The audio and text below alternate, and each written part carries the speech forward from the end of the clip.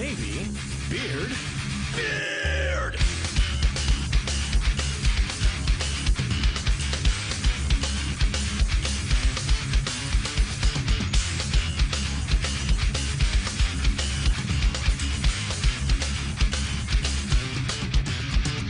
Do you feel alone? Do you feel neglected? Not doing too well with the ladies? Well, I've got the solution for you.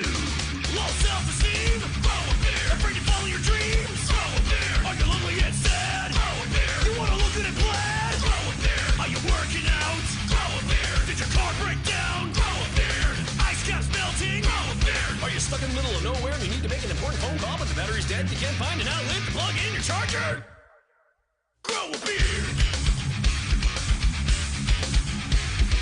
Grow the beard, feed the beard, brush the beard, manscape the beard, stroke the beard, love the beard, fear the beard, obey the beard, obey the beard, obey the beard, behold the beard, obey the beard, accept the beard, obey the beard, respect the beard, obey the beard.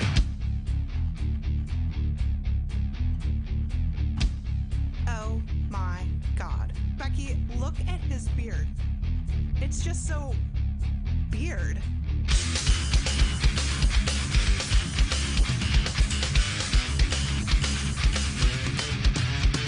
Impress your dates with the beard. Eat a steak with the beard. Chop down trees with the beard. Crush your enemies with the beard. Catch a fish with the beard. Roundhouse kick with the beard. Troll the nets with the beard. Chia pets? Beard. Drive a truck with the beard. Try your luck with the beard. Arm wrestle with the beard. Teenage Mutant Ninja Beard. Pet the doggy with the beard. Find your allegiance to the beard. Can't grow a beard, then buy a beard. Do you have a beard? Then grow more beard. You need to shave this thing. Shut up, Grandma. Grow a beard. Dump in the beard. Drink to the beard, cause beards are good and scruff. Obey the beard. Behold the beard. Obey the beard. Accept the beard. Obey the beard. Respect the beard. Obey the beard.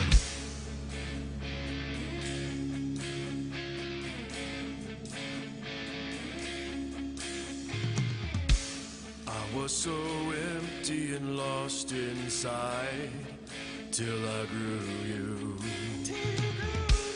I put my faith in my facial hair to get me through. Well, I can defy the odds again and again with you on my chin. With every moment you grow closer and closer to my heart. I love you, beard. If you love it so much, why don't you just marry it? Do you take this beard to be your lawfully wedded beard? For bearded or for worse, in scruffiness and in beard, till shave do you part? I beard. Abe Lincoln had a beard. ZZ Top, epic beard. Dimebag Darrell, Nettle beard. Chuck Norris, kick-ass beard. I'm the one making beard. Chewbacca is a beard. Santa Claus, Jesus Christ, God has a beard. Obey the beard! Obey the beard! Obey the beard! Obey the beard! Whoa, hang on, man. Hang on, yo. I gotta do things and stuff. I gotta figure out how to stuff and junk. And I think nobody, are you with us, man? Nobody's here. Nobody is here. All right, and hang on, I gotta make sure that we're switching the camera thingy around and stuff that I should be doing. Yeah, I don't know if you're streaming. I don't have we video, are. but I don't know if I'm supposed to. We are streaming right now. Can you hear myself right now? I can hear you. Did you hear the music just before you heard me? I did hear the music. All right, then all is well. This is Beard Talk Live, episode 6. So you do the math. I was told there would be none. That's one more than 5 and one less than 7 for our elementary audience. I want to kick off the show It's by probably saying, more than they learned in school this week. well, yeah, it's probably it's probably worth saying because I like to say it at the beginning of every episode of Beard Talk Live. And if you know the words, sing along. Shit, piss, fuck, cunt, cocksucker, motherfucker, and tits. Shit, Okay. piss, Shit, fuck, piss, cunt, cunt. cocksucker, motherfucker, and tits. One more time. Shit, piss, cunt, fuck, cocksucker, motherfucker, tits. All right. Yep. Okay, once for the remote guy, because I was out of sync with you. All right, go ahead, nobody. Shit, piss, cunt, fuck, cocksucker, motherfucker, and tits. All right, Yeah. very There we well. go. Very well. Did I get them all? Yep.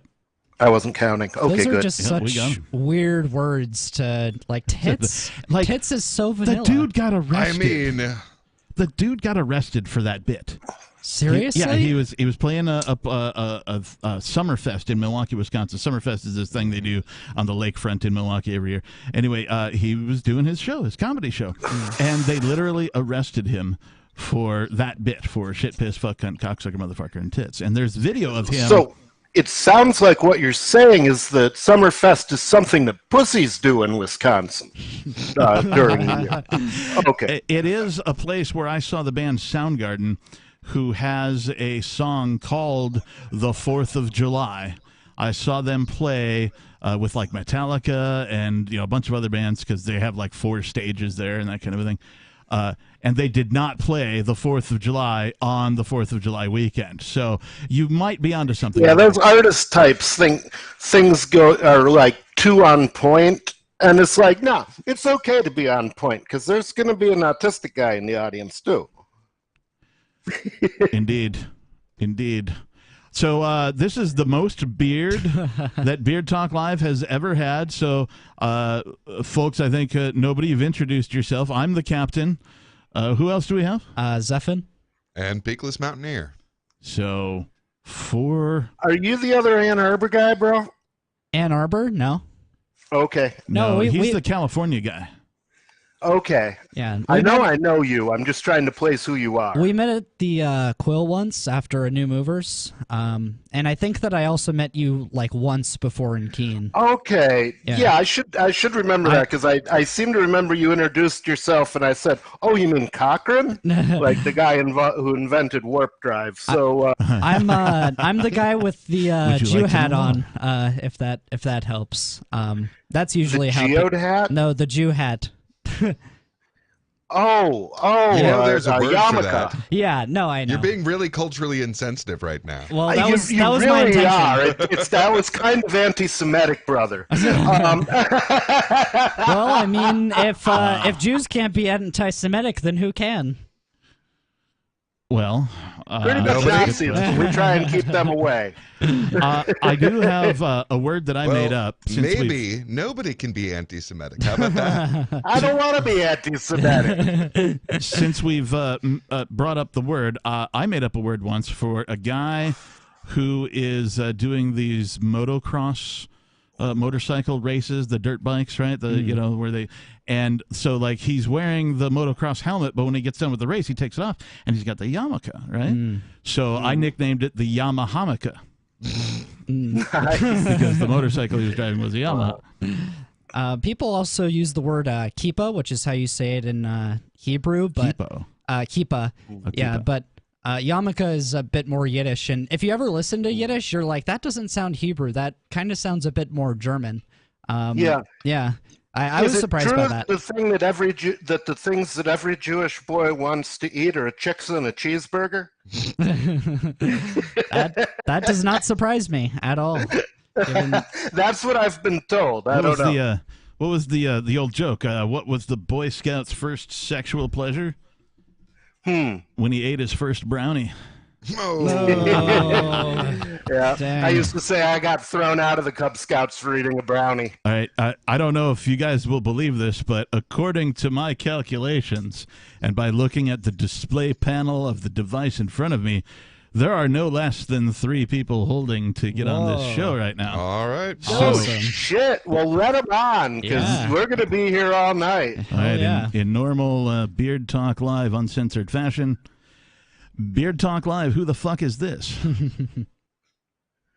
Hello. Beard Talk Live, Hello.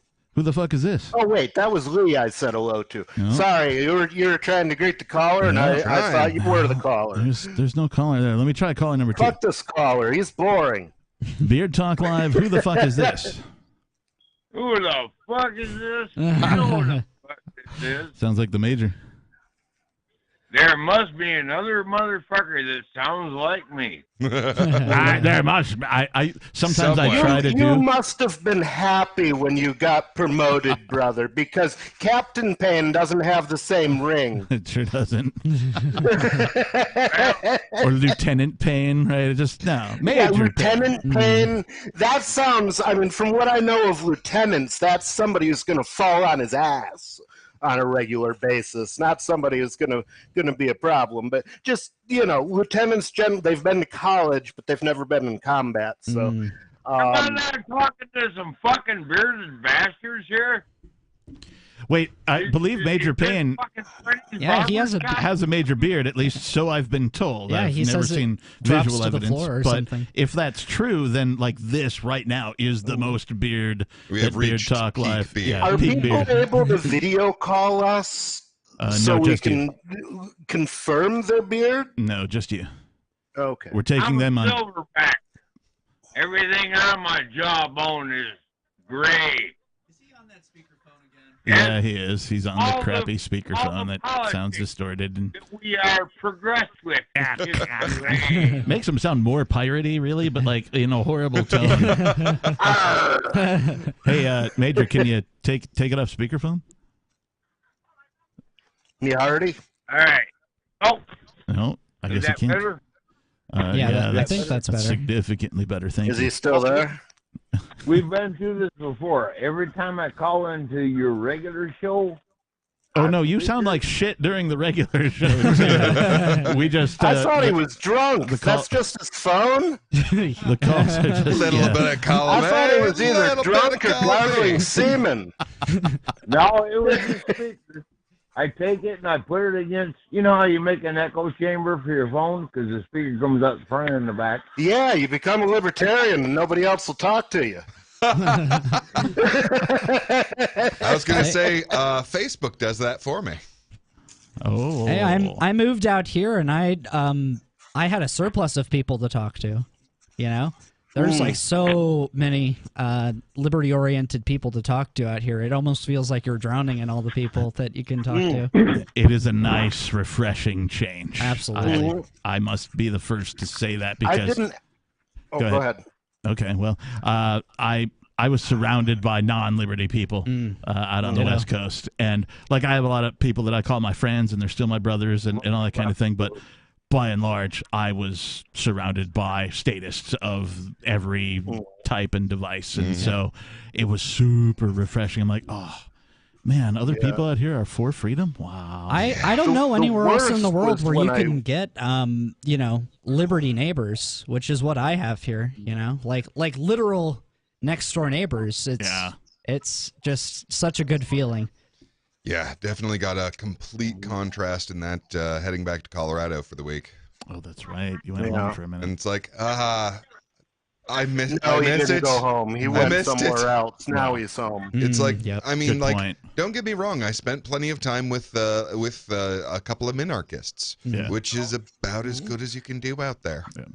Well, it sucks because Yeah. Colorado used to be so libertarian. It used to be ranked number 2 or 3 on the Cato Institute rankings. Like, Used to be. yeah, I mean, South Park takes place in Colorado, and that's got to be the most libertarian TV show of all time. Nobody? More libertarian than Rick and Morty, you think? Way more libertarian. I can't say. Yeah, I guess the first episode of Rick and Morty was such a tease about, school's no place for smart people, which is, God, so true. Yeah. No, there But are a lot. I'll tell you what, I had no idea how lonely I was until I came to the Free State, and suddenly I was around people, because I can speak fluent Republican. I can also speak fluent Democrat. Yeah. So if I'm not trying to be honest, I can fit into just about any crowd by just keeping my mouth shut on certain issues. Yeah. Pretty much. So- Because If Well, you hang on. don't, Major, go ahead. you ain't learning nothing. Go ahead, You Major. don't understand that? That's historical. If you don't keep your mouth shut, you ain't learning nothing. Yep. Well, that's true. So some of the time, but I realized I didn't connect that back to the original comment. The original comment is that meant that everybody who knew me, like everybody who knew me, knew half of me. Right. Okay, Yep. but they didn't know the other half because I couldn't Absolutely. tell them about the other half. So it was. So I had this weird split personality, and finally, when I could come back to when I came to New Hampshire and I could reintegrate myself, it was wonderful. Yeah, there were You know. people out on the West Coast who knew me. Of course, I had friends. I had better, good friends, best friends, that kind of a thing. There were different levels of that. But to some extent, they all just, when I started talking about freedom and, fuck the government and, statism sucks and all that kind of crap, they were just like, yep, that's old Uncle Kick-Ass. He's just a crazy, eccentric dude and, this kind of a thing. So, Yeah, like being the they token accepted libertarian. me. They accepted me for what I was. But, yeah, it was a lot like being the token libertarian Yeah. in the crowd. And then I get out here and I don't have to really hardly explain my position. In fact, other people are very quick to come to me and tell me why their position is superior to mine, which is pretty great because it's the exact opposite. There are more people here studying freedom, living freedom, being about freedom than anywhere else I've ever been. Yeah, And definitely. I'll tell you what, I think we could improve that a great deal if we got some real left libertarians out here. And when I say real left libertarians, I mean that they're I don't like on those the phrases. left culturally. They're on the left kind of, they probably come from the left politically, but they're down with the nap. And that's the thing that counts. Because if somebody's a libertarian socialist, then you got to hold them to both those words. And okay, well, if you're a socialist, then you do things a certain way, and that's not my problem. If you're a libertarian socialist, you do all that, but you find ways to get people to do it with you without I would making just, them. I would just want them to live in Vermont personally, because Vermont, I think, will eventually become the ANCOM homeland. I think as time See, goes on. I've been saying that for years. Yeah, and I agree. really, You speak as if you know where the enlightenment of humanity came from. I can't right, say that I do. That would be Nantucket. Whale oil. I once knew a man from Nantucket. But enough That's about all you that. can do as a family show. Well, no, it is an interesting point that, like, a cunt, I could fuck it. I know that limerick. well, I so know all the damn limericks. the light of the world has always been energy. Fucking whale's head. All right, Major, nobody hang on. Okay. People said something It was to say. the energy we were getting out of a whale's head that was the enlightenment of the world. Literally. Yeah. Until the Enlightening. next. Yes. Until the next major revolution in Major, hang on. energy and in light creation, which was So you're saying that we all culturally appropriated whale culture? we appropriated more than their culture. And we appropriated from all over the world. That's sort of what global commerce, international commerce did at that time. Like, not only was there a vibrant exchange of goods, but there was also a vibrant exchange of ideas as well. Yeah. And that's what it should be all about. Speaking of exchanges of ideas, After one of the- sundown, because of the lighting of the whale oil. yeah, And the gold of the harvest was in the head. That's where the gold oil was. Yeah, you Oh, told yeah. us about this last week. The energy of burning down they the didn't large. keep it in the head. They kept it in the stores. No, the head is the bathroom on a ship. No, But, head of the whale. bump. Head of the whale. Nobody, head of the whale. The gold was in the head of the whale. Okay. You're talking about before they even removed it from the whale. Yeah. I was thinking about an intermediate time.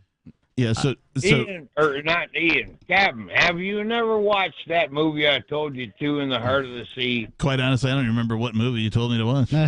If you ever want to stop me from doing something, tell me to do it. Just listen to me. George Melville's classic, Moby Dick, was made into a movie. Called Moby in the Dick? heart of the sea. And, dude, it's worth watching. What's the name of it? Okay? In the Heart of the Sea. In the Heart of the Sea. I've not seen I it. listened to Moby Dick for the first time last year. It took a really long time, but it was really good because it shows you what the old school New England life was like, you know, and how people lived. Yeah. And New Hampshire's actually brought up a couple of times in the book, which I thought was surprising.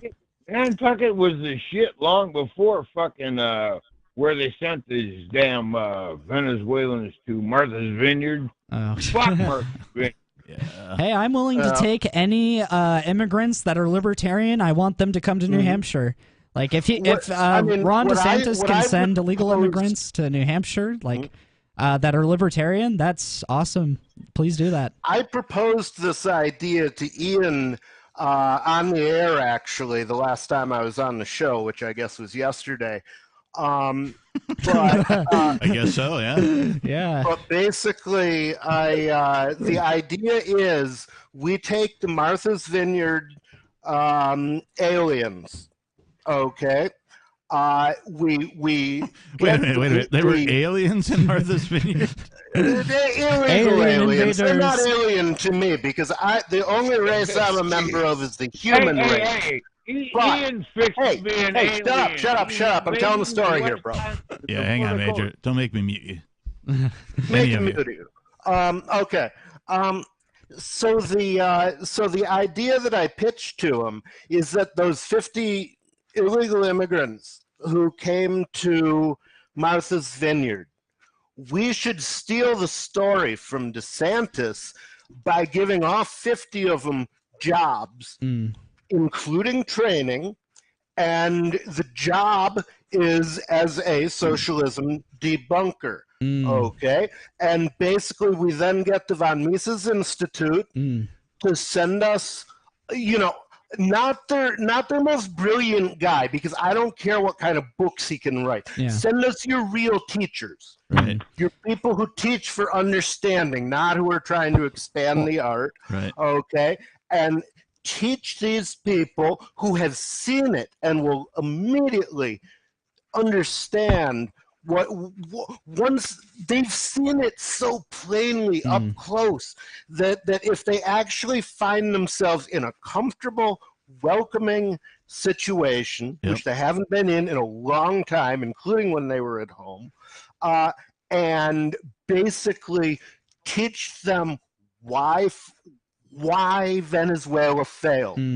Okay, and then their job would be to canvass New Hampshire for us on a awesome. regular basis, telling white liberals about, and any other liberals you can find, about why Venezuela failed and what they saw and what they went through when the state took their freedom to produce. All right, let's That's like the most heinous shit that you can do to somebody. agreed. You know?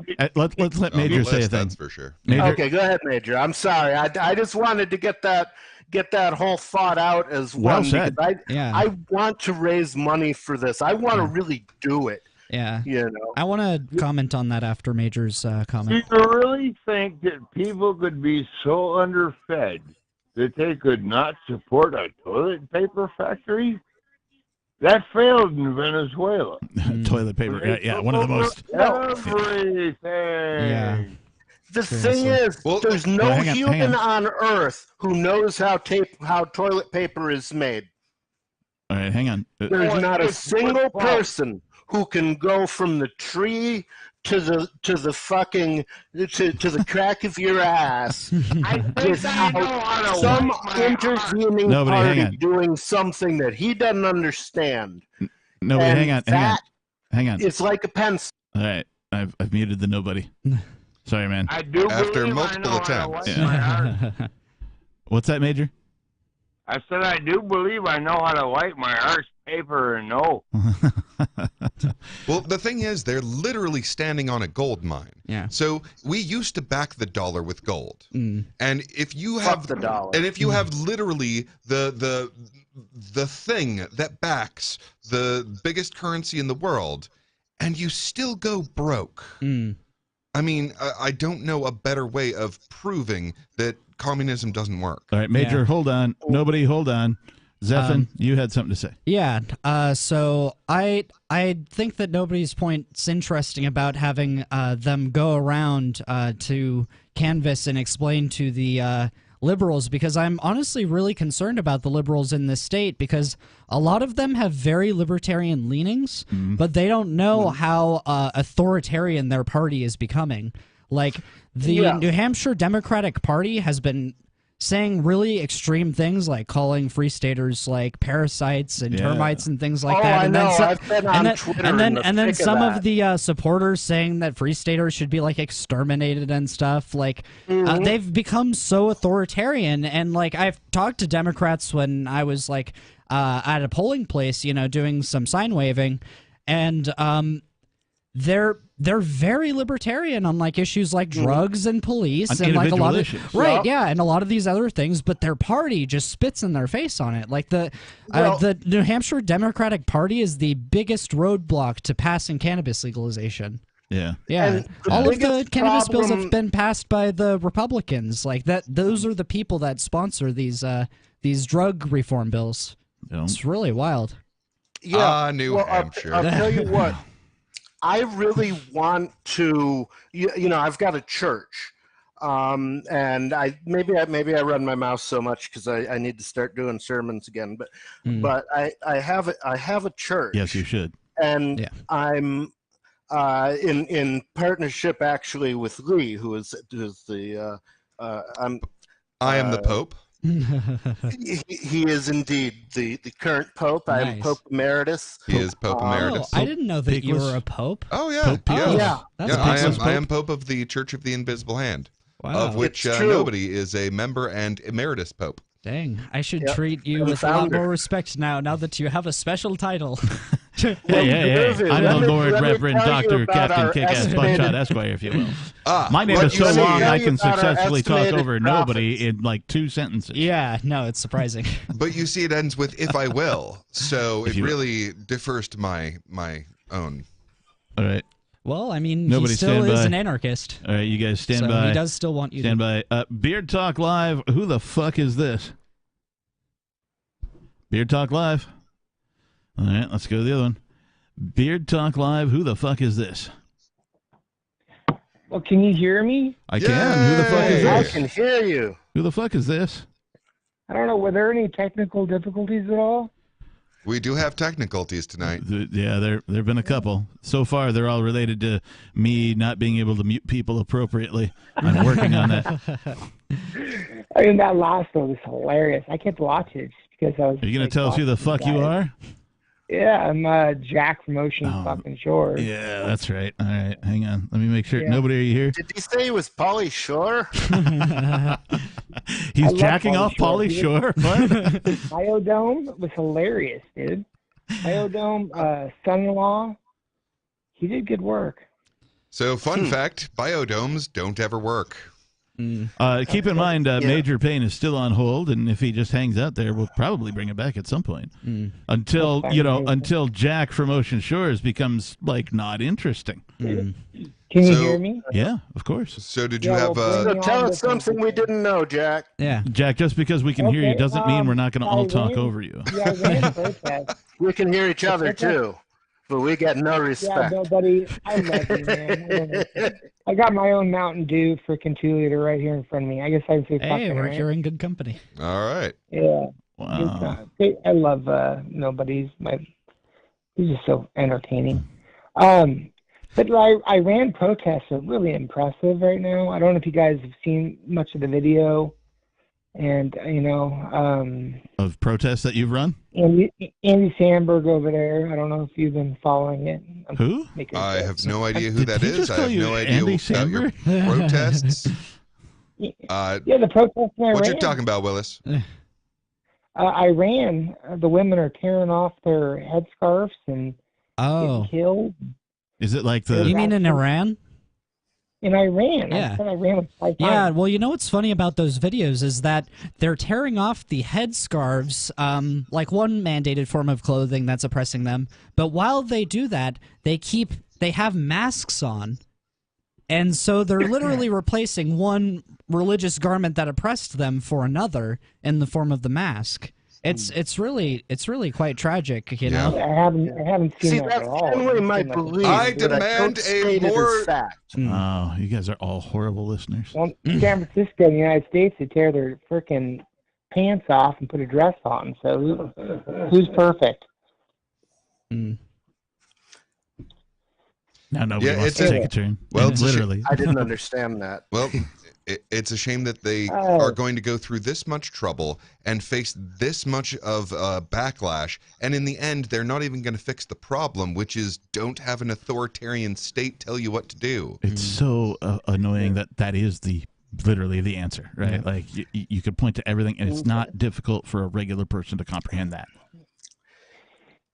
Well, It's most people are addicted to the power, you know. I mean, that's what it all boils down to. I mean, because even if they're not the ones in power, the feeling of voting makes them feel like, you know, well, I picked this power, and so it's sort of like it's working through me. Well, there's the other side of it too, though. I mean, why would they have the motivation to leave that garment on there? Why would they want to remain in subjugation? It's a good question. Well, because, as long as they're in subjugation, they're not responsible for their own decisions. Nobody. They don't have to worry about doing the wrong thing. Yeah. See, I don't know. The way we talk about statists is kind of it reminds me a little bit of the way Marxists talk about capitalism, because basically what we do is we project our expectations as to the results of their policy onto them as if that's their desire. Okay, and at the same time, when we argue for capitalism, so basically it's and the thing is that tends to dehumanize people. Okay. Well, I mean, the makes it results- easy to look at them as not people, and as soon Well, that's what they the want, yeah. government has to do to make you kill people is to make them not people in your brain. Right. So don't do their work for them. Right. You know, most people are the heroes of their autobiography, even if we don't understand their logic. Most people Look, are doing all what I'm they saying think is the right thing. All I'm saying is that the same reason that they are going for less government instead of no government is the same reason that most people stay under their government at whatever level of oppression it is. All right, Jack. Yeah, I mean, I see women on top of cars that are being shot. I've seen the videos on Twitter. Right. I spend too much time on Twitter for ripping, because that's a religious ran state. It's even more, not that ours isn't religiously ran on some level, but you know, they have the, what do they call them? Well, they're openly a theocracy, and Yeah. our religions do have sway on the democratically elected leaders. Hang on, Jack. Finish your thought. Well, I'm just saying that they're actually tearing. They went to if you look into the map on the biggest, like Tehran, they ripped out the biggest, what do they call the leader of them?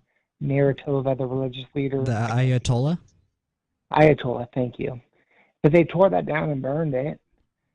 And then women have been like shot for taking their headscarf off, and I don't know. I think it's kind of cool. Hold on. They tore down and burned the Ayatollah? Yeah, they Well, they brought down know the that. statue. Oh, okay. Yeah. No, not like How actually. do you tear down a person? They lit him on fire and then tore him to bits. That would actually be better. I told I him think everything he learned did that, wrong go and to shaved him, journalism then lit him on school. fire. God. It's Four beards. It's interesting that it's interesting that you brought that up because Iran used to be a very secular society, and so it kind of makes sense that they're wanting to throw off these religious like iconographies because this isn't what they lived under. This isn't their culture. They're being forced to live in a culture that doesn't align with them. It would almost be like if all of us lived in like a Christian theocracy or something, you know? Well, in some ways we do, but and in some ways, like we all worship the government.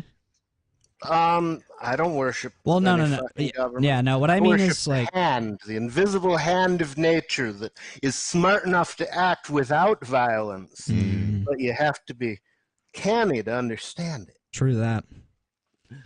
Yeah. Jack? The hand works in mysterious ways.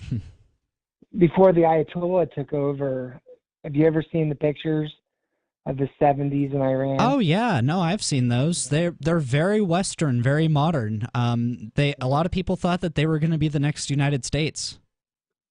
Wow. Yeah. Yeah, it's amazing stuff. Religion, like I'm a spiritual person, but religion ruins everything.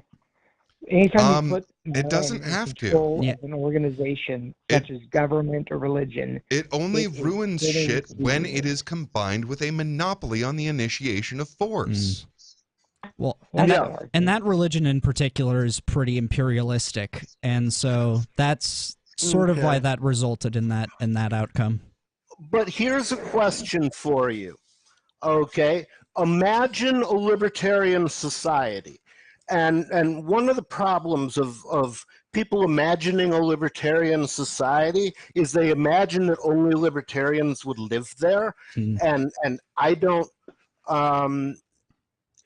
I don't think that that's the case. I think in a truly libertarian society, if somebody wanted to form a gang and submit to all its whims, as you know, whether it was a sexual kink or a political kink, sure, you know, we wouldn't stop them from doing that. Right. It's only when they try to force the religion on us that we object. No, absolutely. We don't want to tie it to their church because we don't subscribe to their ideas. Children, go for it.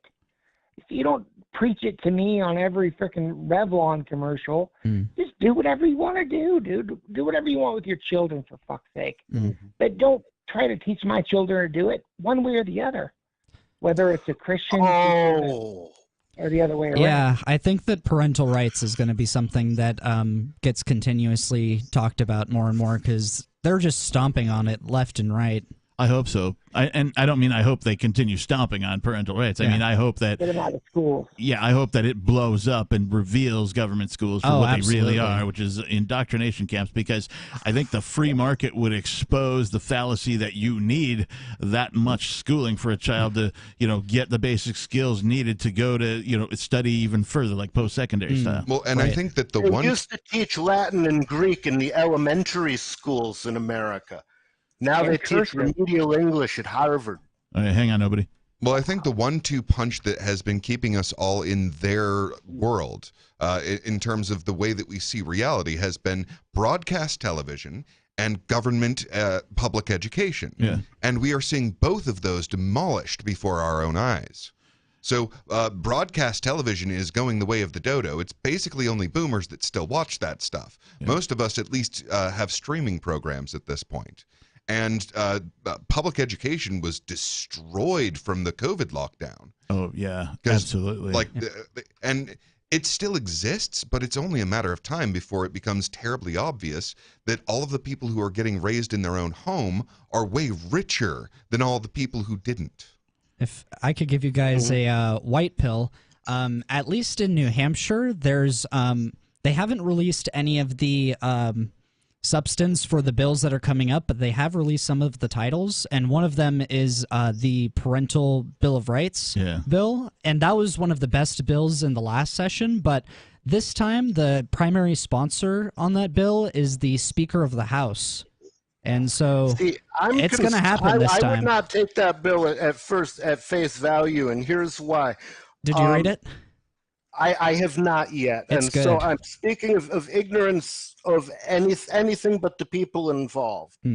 And the thing is, not even the people involved, the party involved. And yes, some of the Republicans in New Hampshire and some of the Democrats in New Hampshire are free staters and they're anarchists, but or minarchists or whatever. They're us. But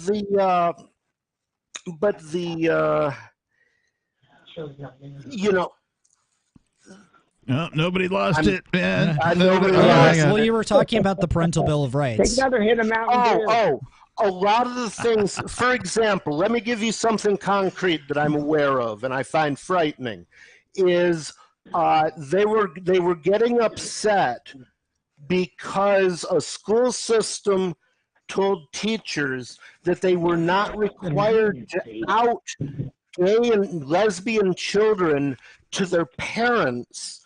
And it's like, of course it's not the state's business to out gay and lesbian children to their fucking parents. Jesus H. Christ, that's terrifying. Well, but it's also Some of not those the children would be beaten to fucking death. It's also not the state's business to gather the information of the sexual orientation of the children. No, it's not. Yeah.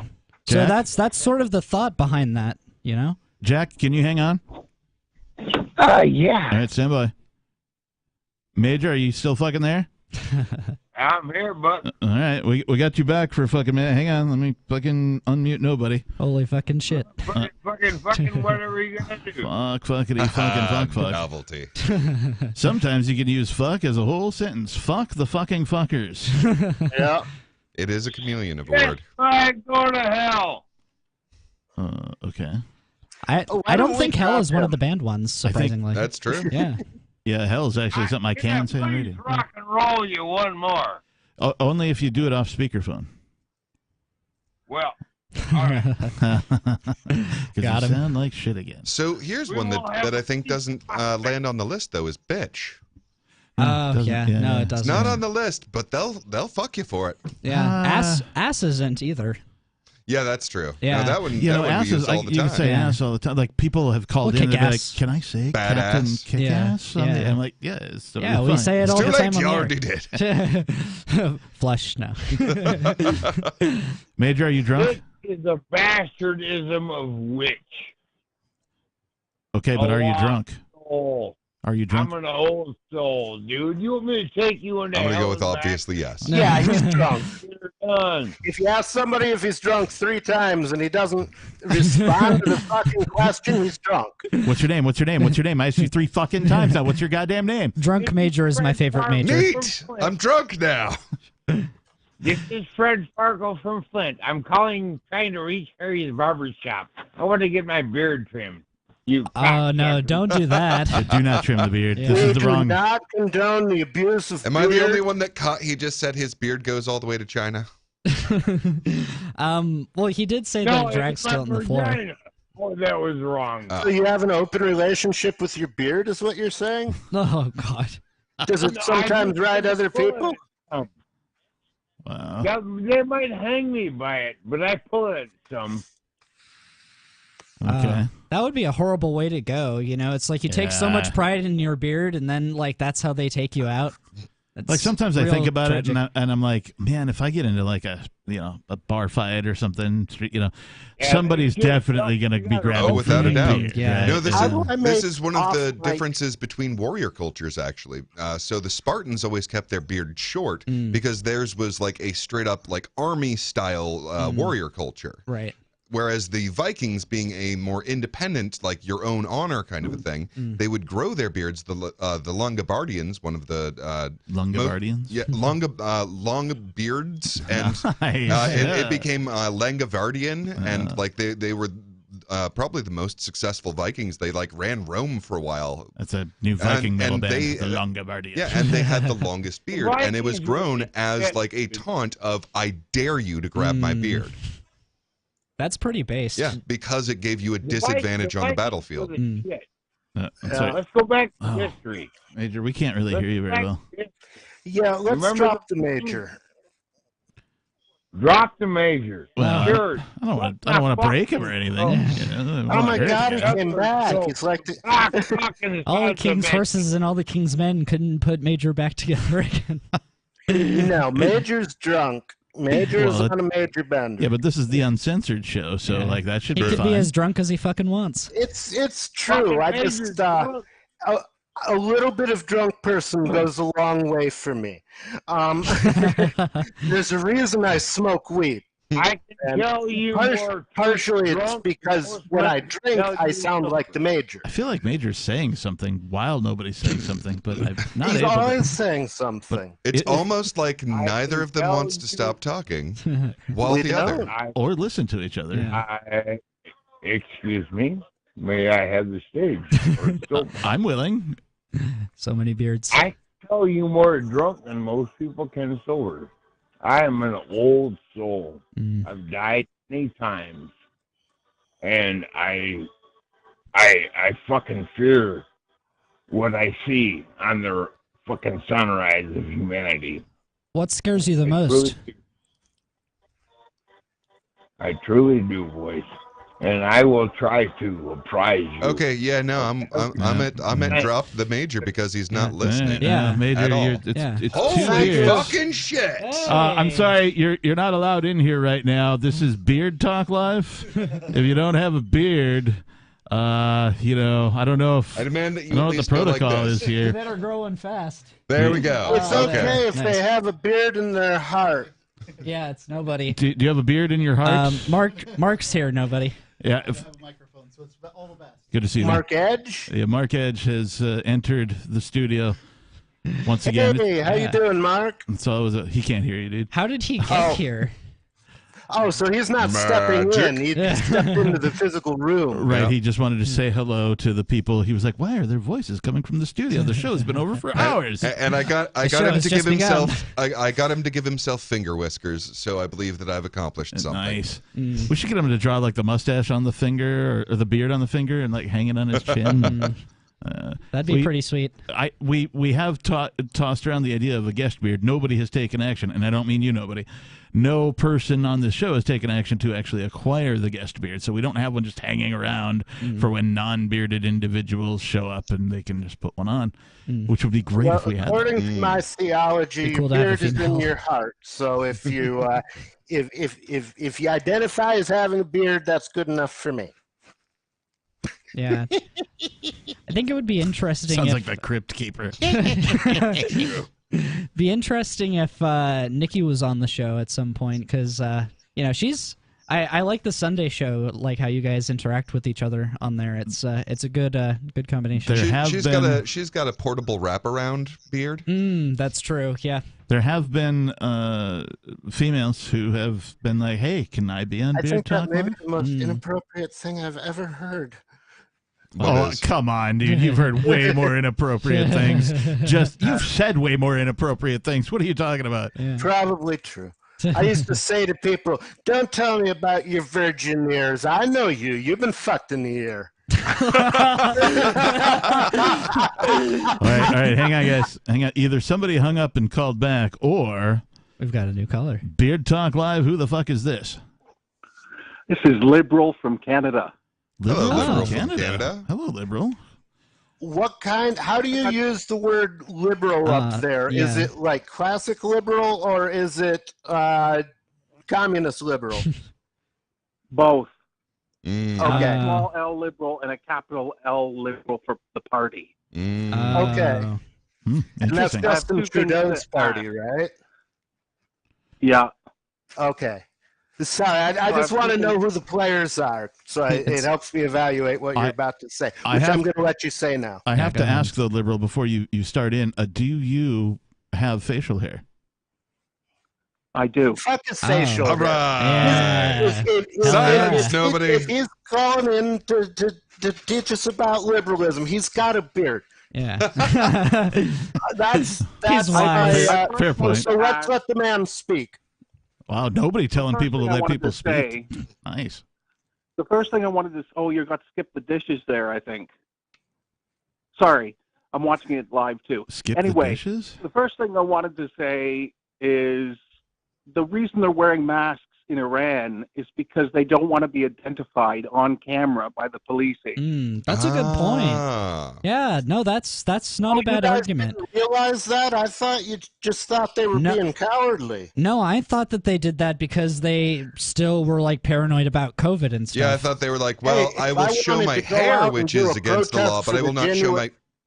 So I thought they were saying I will show my hair, which is against the law, but I will not show my face, which is against the law. No, I think they didn't want to show their face because that's how the law finds them. Right. Okay. Well, then that's a completely different situation. Liberal guy, you It's had more to harder say. to find people without faces. Hang on, nobody. Let liberal guy speak. Liberal. And the second thing I wanted to ask, because I think there's a room of experts there, but I may be wrong, is how much is too much psilocybin?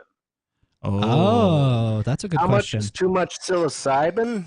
I think I would defer to nobody. in this Yeah. one. Yeah. Nobody take Nobody. it away. You're the resident hippie. I ate a quarter. I ate an eighth of an ounce. I split a quarter of an ounce of penis envy with my girlfriend one time, and we put on Jim Morrison, An American Prayer, which is it's like the last album that the Doors ever made, but it was like Jim Morrison was already dead, so they just took audio of him reading his poetry and put music behind it, so they could make music with him one more time. And it's a funky album, and so we were listening to it when we started the trip, and we had it on repeat. And after it repeated like 5 times, I mean, that album it's heavy, so it gets a little spooky after a while. And my girl looks at me and she's like, "Don't you want to change the music?" And I said, "Yes, I do, but I don't know how." That is too much. That is too much. Yeah. Little bit too much. Although you might need to go there if you've got some serious spiritual constipation going on. That's true. I think he has another question. Nobody. But go there with an experienced friend. Do you see sacred geometry? Do I see the sacred geometry? Yeah. I mean, when I'm on recognition of psilocybin, beauty is definitely. the ability to see the sacred geometry. But to what extent am I conscious of it mathematically? Not very much, because I try not to reduce. As a computer programmer, I have a tendency to reduce the world to equations, and I try to fight against that. So that I don't become intolerable socially. Well, I'm going to drop 14 grams of trans penis envy tomorrow. So I should be ready to. I'm a large person, so that's how much it takes to affect me. Jeez. No. Have you done this before, brother? Yeah. Sounds like it. I mean, it sounds like he's done very this in this experienced. kind of quantity, because you're talking. I mean, I would like mark, if I was going to do that much, I would like go to a campground and mark a month off. The thing is, once you've had that many mushrooms, there's no telling what else you're going to do. I think this guy called in to see, who knew or who could answer the question. Yeah. And then now is about to say, no, actually, I already know how much is enough. Yeah. But that's okay, because we all think we know what's enough. I know. I know from my know? body that with psilocybin, it will tell me when I've had enough. Like I went out for this amazing little camping trip at the cabin with 3 other people. Beautiful time, and we had plenty left over because we just reached the point where we'd had enough. Yeah, it's sort of That was my self-regulating. solution. Right. Yeah. After that slice of penis envy, which is powerful, and he's talking about taking twice that much. I mean, I would not be afraid to do that. Like if somebody wanted, he wanted to take that trip, and I wanted somebody to go with him, I'd go with him and play play shaman for him. But my solution after I ate a quarter, the eighth, and it was too much, was exactly what you said. It was don't try to eat the whole bag in the first 20 minutes. Yeah, that. Yeah, definitely pace yourself. Mushrooms, Right. All day. see how you like it, and Pace yourself. eat Pace more yourself. and see how you like Well, it. let's And let him just- have a say for a minute. Yeah, go ahead. It's going to be an all-day vacation. Mm-hmm. That's how you do it. That's a And I fact. think Yeah. 14 Like, grams well, is that's going to not happen whether all-day you want it to or vacation. not. But how long does it take your brain to recover?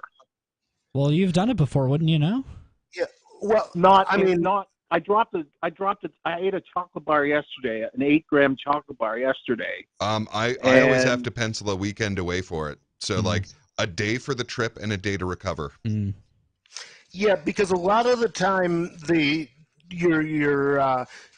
reason for the trip, or at least the reason for my trips, is to have an epiphany.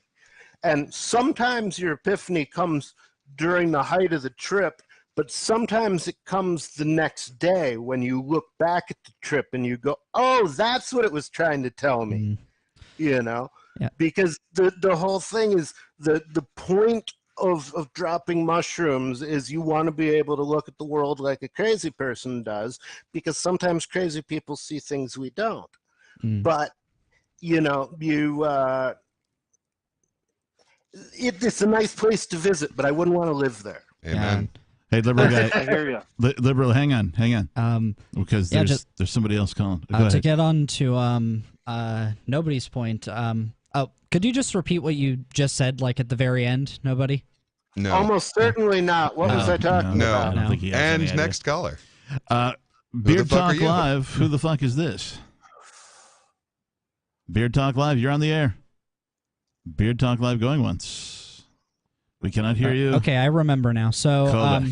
so basically, this is all really good information for me, Nobody, because I have this goal where I'm actually trying to wait until I'm 25 to try any of these substances, because that's when your brain reaches full maturity. And so I've been trying to get as much That's a scam. advice and insight on people that are experienced with it, so that I can best facilitate like a good interaction with it. So.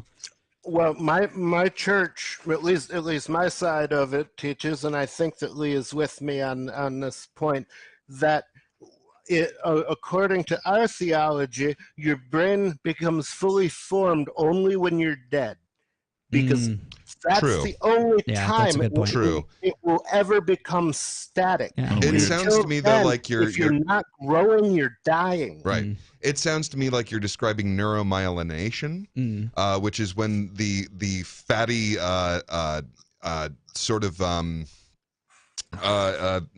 the grounding that allows faster but less creative thoughts finishes growing. Oh, the synapses. Yeah.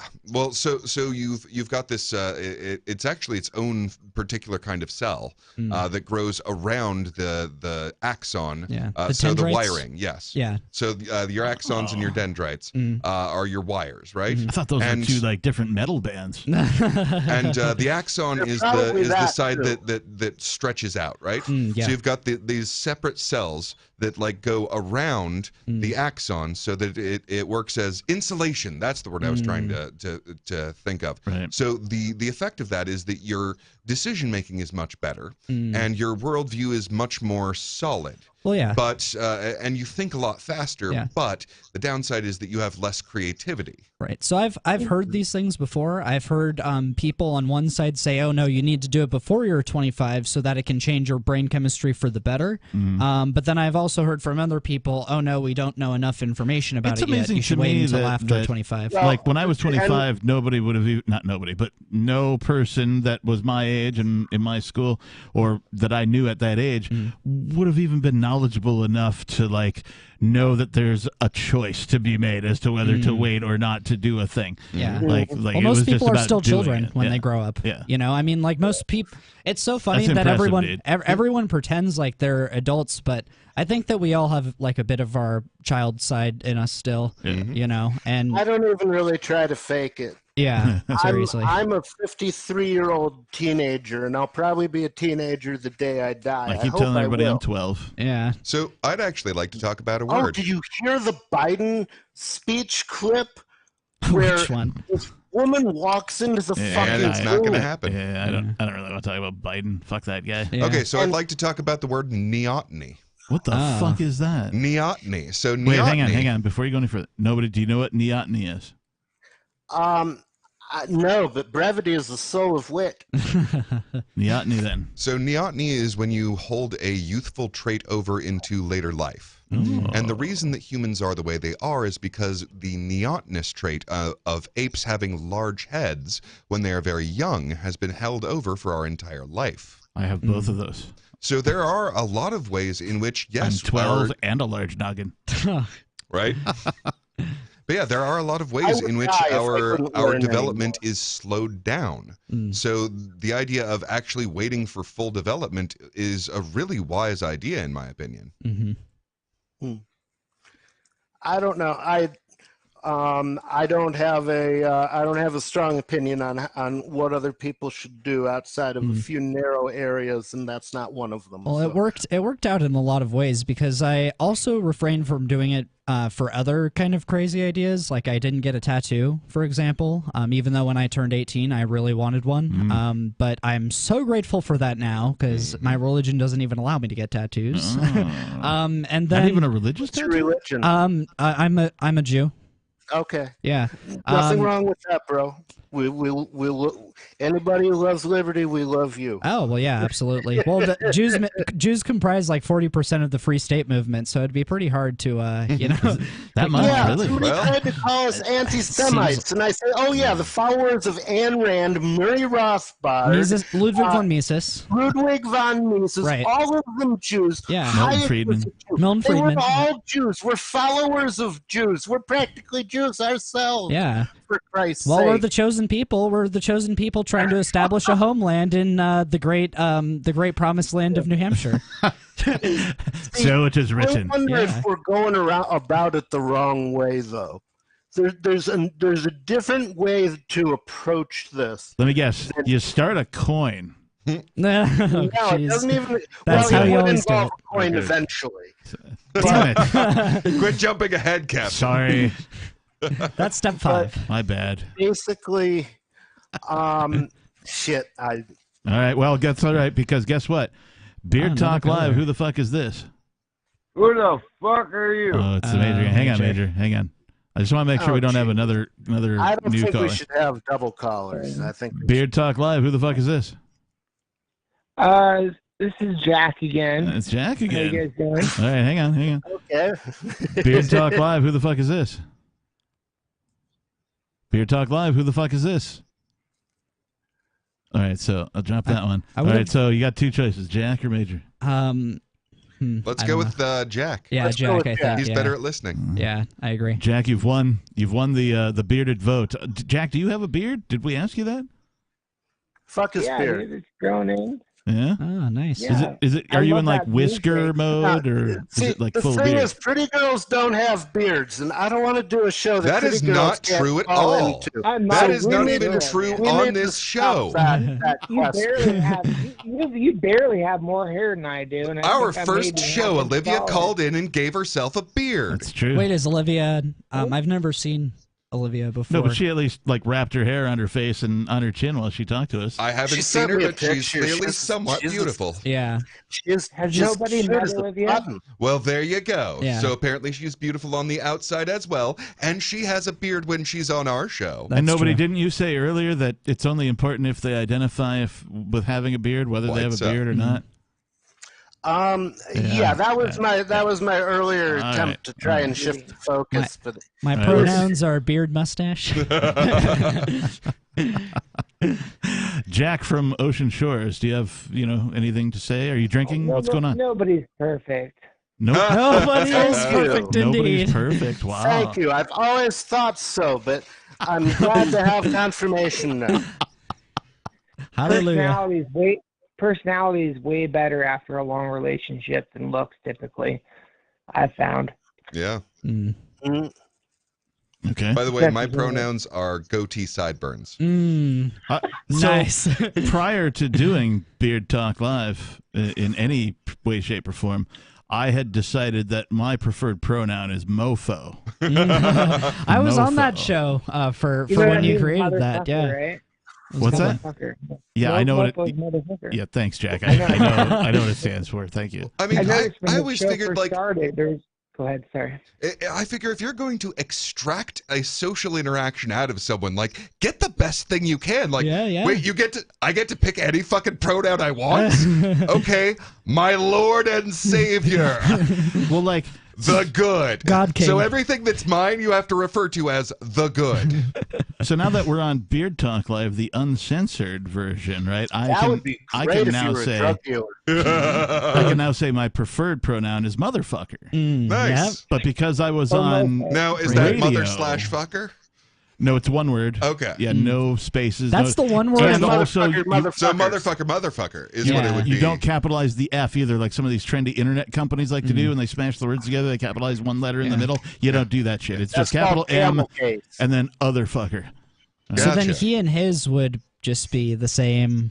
It'd be like, yo, motherfucker. Oh, so it'd be motherfucker, motherfuckers. Yeah. What's up, motherfucker? His pronouns are motherfucker, motherfuckers. Oh, okay, that makes yo, sense. mofo. Yeah. Like, I'd be like, what? I want to get white people calling each other cracker. Who's that? Showtime cracker. Nobody. I have an idea for a brand of crackers. It's spelled apostrophe SUP, and then they're just saltines, and they're at the bottom shelf of the grocery store. So when you walk in and walk down the aisle, you can be like, "Sup, crackers?" I bet it would sell. Now we can already do that. I like when Jews do what you were talking about. Nobody, where it's like, oh, what's up, yid, or just like other terms that. What up, bro? Yeah, exactly. Like it's fun when other cultures make fun of each other. You know, I think that's what makes us human. Is like when we laugh at each other.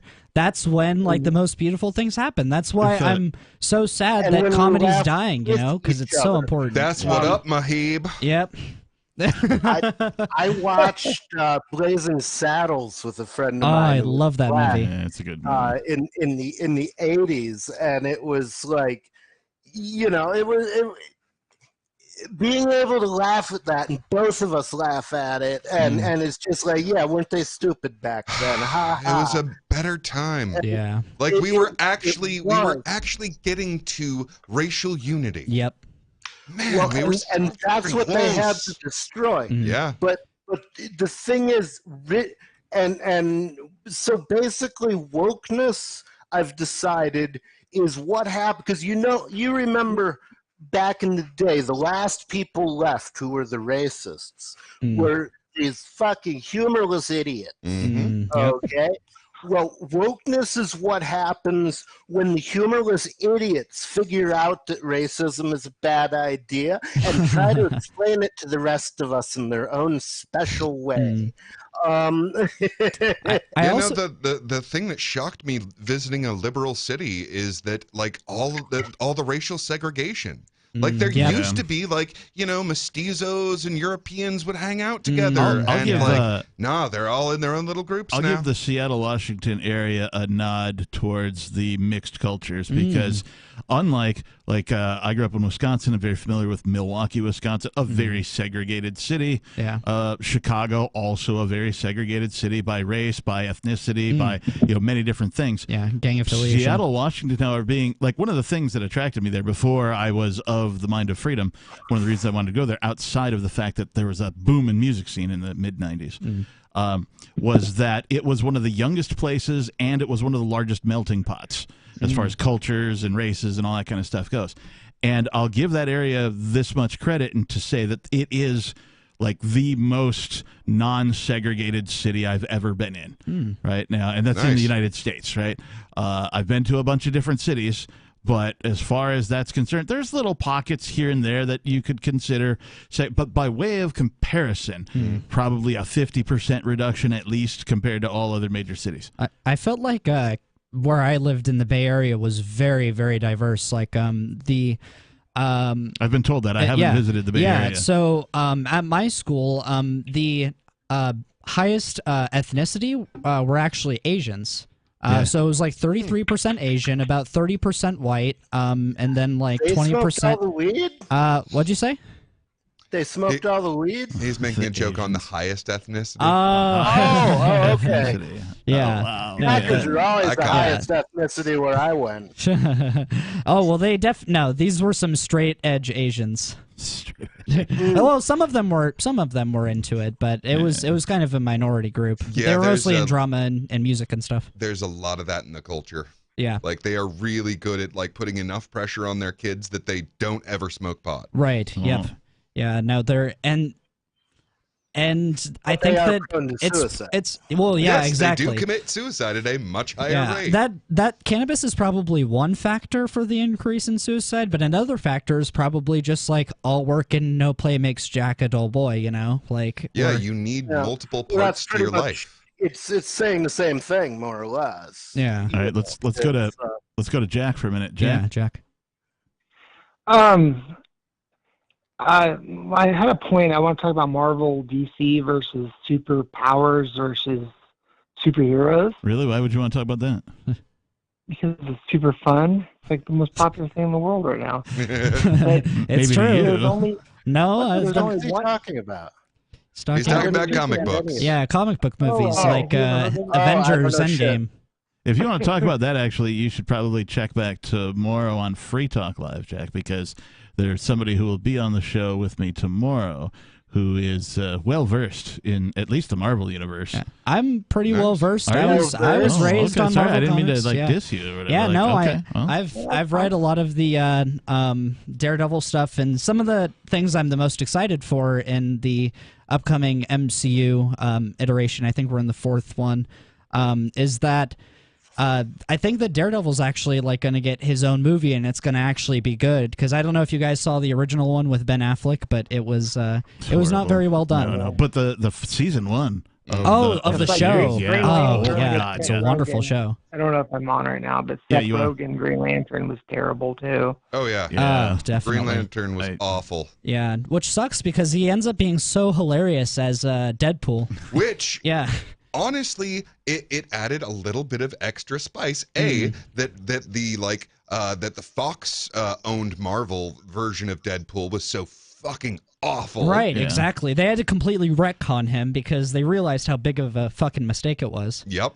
And B, that Green Lantern was so fucking awful. Well, the fact that those were bad made that movie even better, and that makes it all worth it to me. Oh, absolutely. Deadpool is like it's the most important comic book movie that I've ever seen. Yep, absolutely. The soundtrack is amazing too. And let's Soundtrack. not forget the biggest double dip that the early Marvel movies took, and that is that of Johnny, the Fantastic Four, Flamon. Yeah. Oh, right? he was Captain America. Captain America, yeah. Right? Same actor. Yeah, right? Chris Evans. Yeah. Chris Evans, thank you, Yeah. Do any of you mad bastards have children? I will in about Not on me. I will in about 2 years. I'm trying to complete law school first, and so once I do that, I will be having as many kids as God allows me.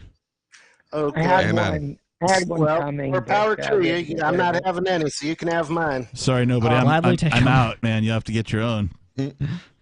I need to rush to the store to go grab some more. I'm totally out of children, dude. You have to get your own. Jack? Yeah, that's going to be taken out of context and used. Nobody's Mountain Dew. I was thinking Batman is the only one that doesn't have born superhero powers. Except right. his superhero power, he's a billionaire. That's why Batman's one of my favorite. Or George Soros, you know. Well, so's Iron Man. He's Iron also Man the too. world's greatest detective. Yeah. Like it's not a mutant power or anything, but he is also the world's greatest detective, which is important. Yeah. There were some on YouTube. They're called death battles in between Batman and Iron Man, and Iron Man wins surprisingly. I thought that Batman would stand a chance, but I mean, I would think Iron Man would win just based on the but armor alone. But you can't break the bat, though. So here's my thing about Batman. Like, he has plot armor that is unbelievably thick because he has literally considered every possibility. Yeah. He has a way of killing every single superhero ever because, of course, he does. He's Batman. So if there is another universe that might have access to this one that holds an Iron Man, I'm sure he has a plan for Iron Man too. Right? Yeah, because he had a Justice League that was created to fight the Justice League. Like, he had an automated, if you go back into the old comics, it's really surprising that he thought that far ahead and like they. Been there. Yeah. No, he's a powerful superhero. I think he's a little OP, actually. I think that it would actually be a close fight. I think that maybe Batman could actually beat Iron Man. I mean, overpowered. I mean, his intellect is like. I mean, maybe Lex Luthor has him on intellect, hang on. but it's up there. Yes. Jack, what were you saying? DC. Let's go to Superman. Who is the only superhero that could actually take Superman down besides himself? Lex Luthor. No. It's superhero. Lex Luthor, and he did so in Red Sun. Luthor's not my a favorite Superman. Well, in these death battles, Superman usually versus Goku. Which he's not like a he's Goku's superpower is A, I never die, and B, every time I get close to dying, I get more powerful. Is Goku a superhero or a supervillain? He is definitely a superhero. Yeah. He's pure goodness. Yeah. They actually based Goku off of Superman. Like the Japanese writers were intending to make like a Japanese version of Superman. He's also based off of Sun Wukong. Oh yeah, no, he's based off of a lot of things. The original Monkey King. So he, like so many of the comic book heroes, is literally a myth. Yeah, he's an awesome character, and but even in those versing's, Superman usually wins, which I thought was surprising. The Invisible Man, does he belong to either universe? As far as I know, the Invisible Man was part of the literary tradition. So he was a character within the stories? Yeah, the Invisible Man showed up in a book a long time ago and then got made into a black and white movie. And then did Marvel and DC sort of appropriate him? And then is a 0 degree from Kevin Bacon. But go ahead. Did both Marvel and DC appropriate the Invisible Man? I would say that would be the only guy that could take Superman down. The Invisible Man? In my opinion. Oh. Yeah, he's invisible. He sneaks up You know on he has super hearing, right? Yeah. And super basically everything else. Oh, dude, this is Superman. The current version of Superman's Superman is less powerful than the original version. The original version had all the powers, just all of them. I've got a sysadmin emergency, so I'm going to have to bow out now. But it's been a good show, and I'll see you next week. See you next. All right. Okay. Thanks for nobody. Thanks for joining us, nobody. Thanks for being fourth beard, man. Yeah. Good to see you. Our beard rivers were overflowing. It is true. Peace, man.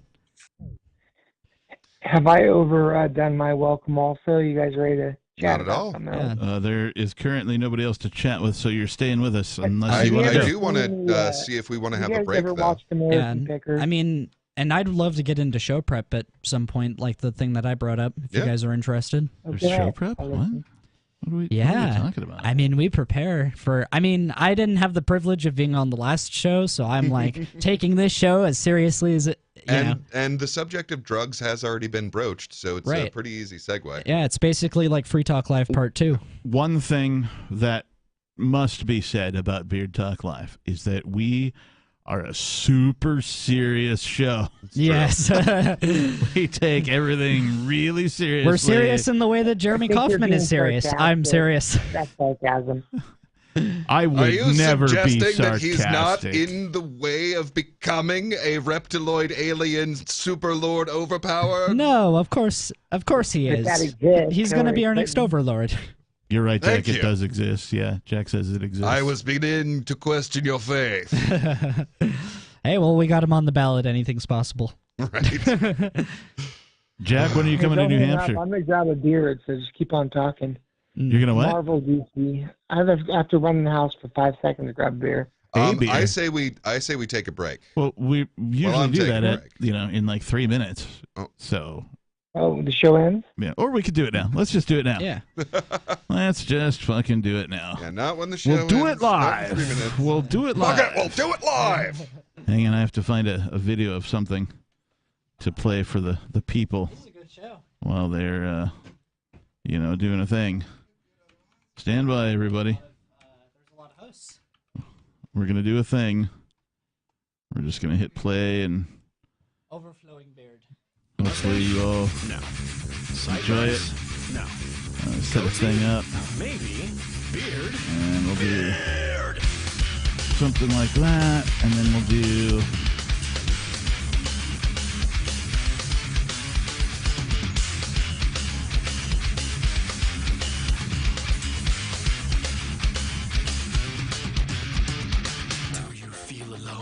We'll be back. Do you feel neglected? Not doing too well with the ladies? Well, I've got the solution for you. Low self-esteem? Throw a beer. Afraid to follow your dreams? Throw a beer. Are you lonely and sad? Throw a beer. You wanna look good and plaid? Throw a beer. Are you working out? Throw a beer. Did your car break down? Throw a beer. Ice caps melting? Throw a beer. Are you stuck in the middle of nowhere and you need to make an important phone call but the battery's dead? You can't find an outlet to plug in your charger? Grow a beard. Grow the beard, feed the beard, brush the beard, manscape the beard, stroke the beard, love the beard, fear the beard, obey the beard, obey the beard, obey the beard, behold the beard, obey the beard, accept the beard, obey the beard, respect the beard, obey the beard.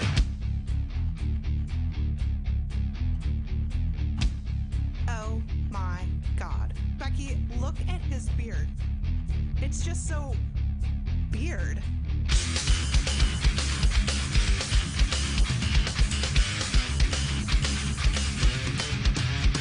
Impress your dates with the beard. Eat a steak with the beard. Chop down trees with the beard. Cross your enemies with the beard. Catch a fish with the beard. Roundhouse kick with the beard. Troll the nets with the beard. Chia pets, chia beard. Drive a truck with the beard. Try your luck with the beard.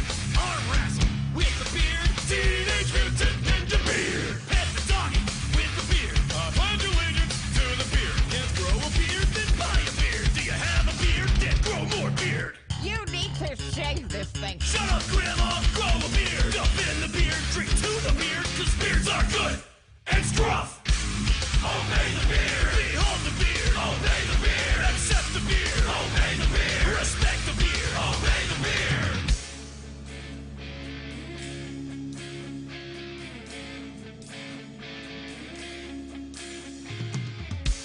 I was so empty and lost inside till I grew you. I put my faith in my facial hair to get me through. Well, I can defy the odds again and again with you on my chin. With every moment you grow closer and closer to my heart.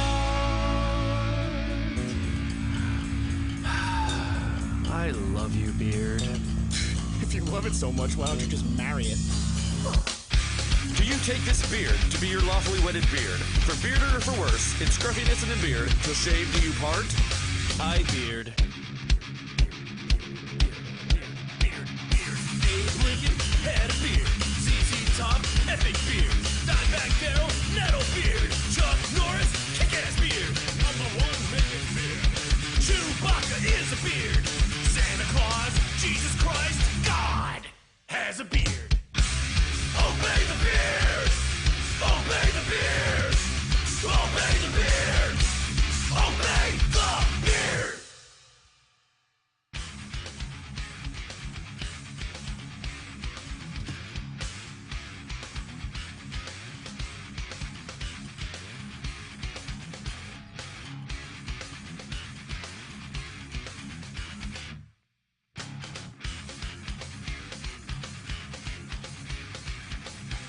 Now spit it out in the fire.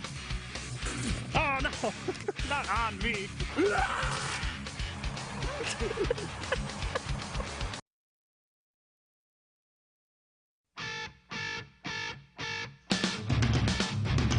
I don't wanna adult today.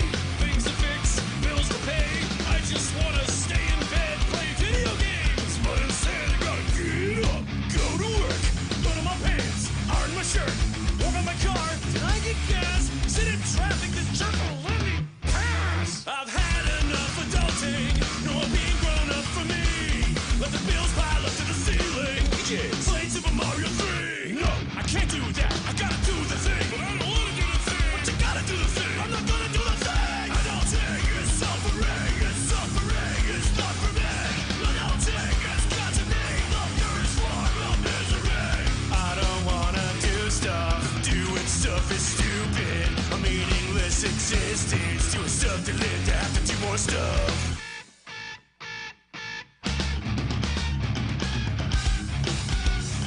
You must renew your license plate. Utilities need to be paid. Stop!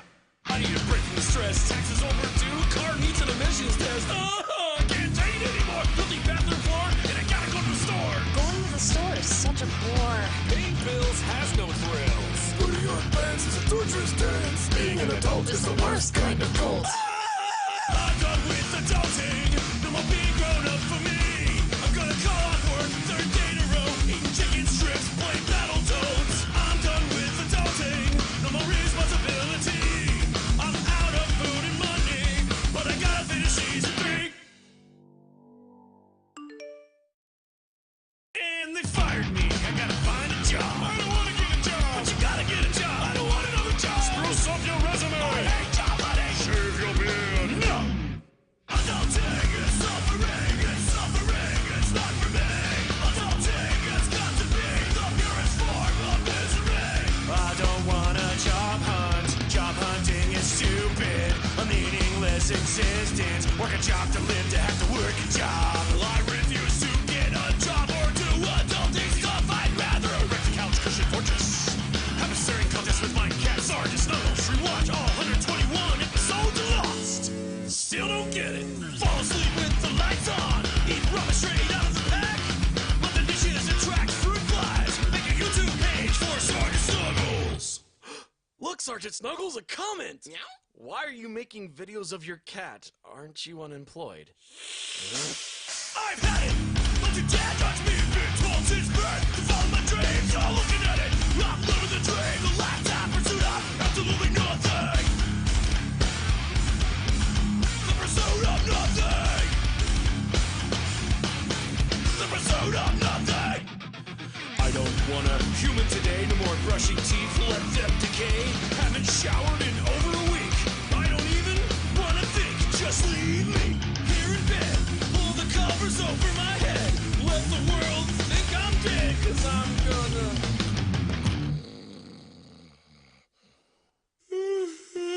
finish with adulting. No more being grown up for me. Sergeant Snuggles YouTube page has 1 billion views, so I'm getting paid. Give up on adulting. You just gotta follow your dreams. Don't need a job or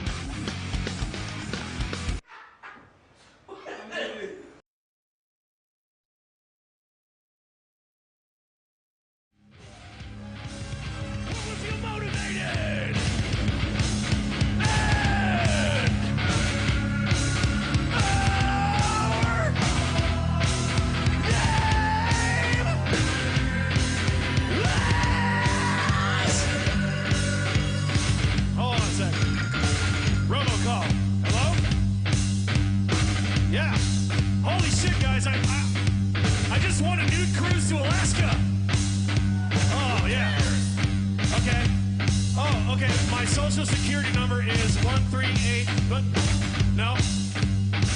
Okay. My credit card number. All right. 4438996. I probably shouldn't do that either. Well, anyway, I should probably go. All the people out there giving me really dirty looks. How about I talk to you later? Robo, call me later. All right. Okay? All right, I'll talk to you later. Okay, bye. Jesus. Where was I? Oh, yeah. Our name is...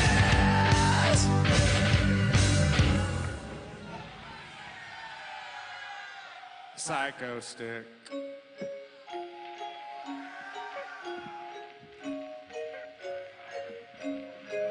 Alright, motherfuckers! It's time to go old school! Drop it, guys, get ready! The fuck shit! I'm basic, digging, lurching, baseline drinking, LLB, QIS, do you mean WXYNT?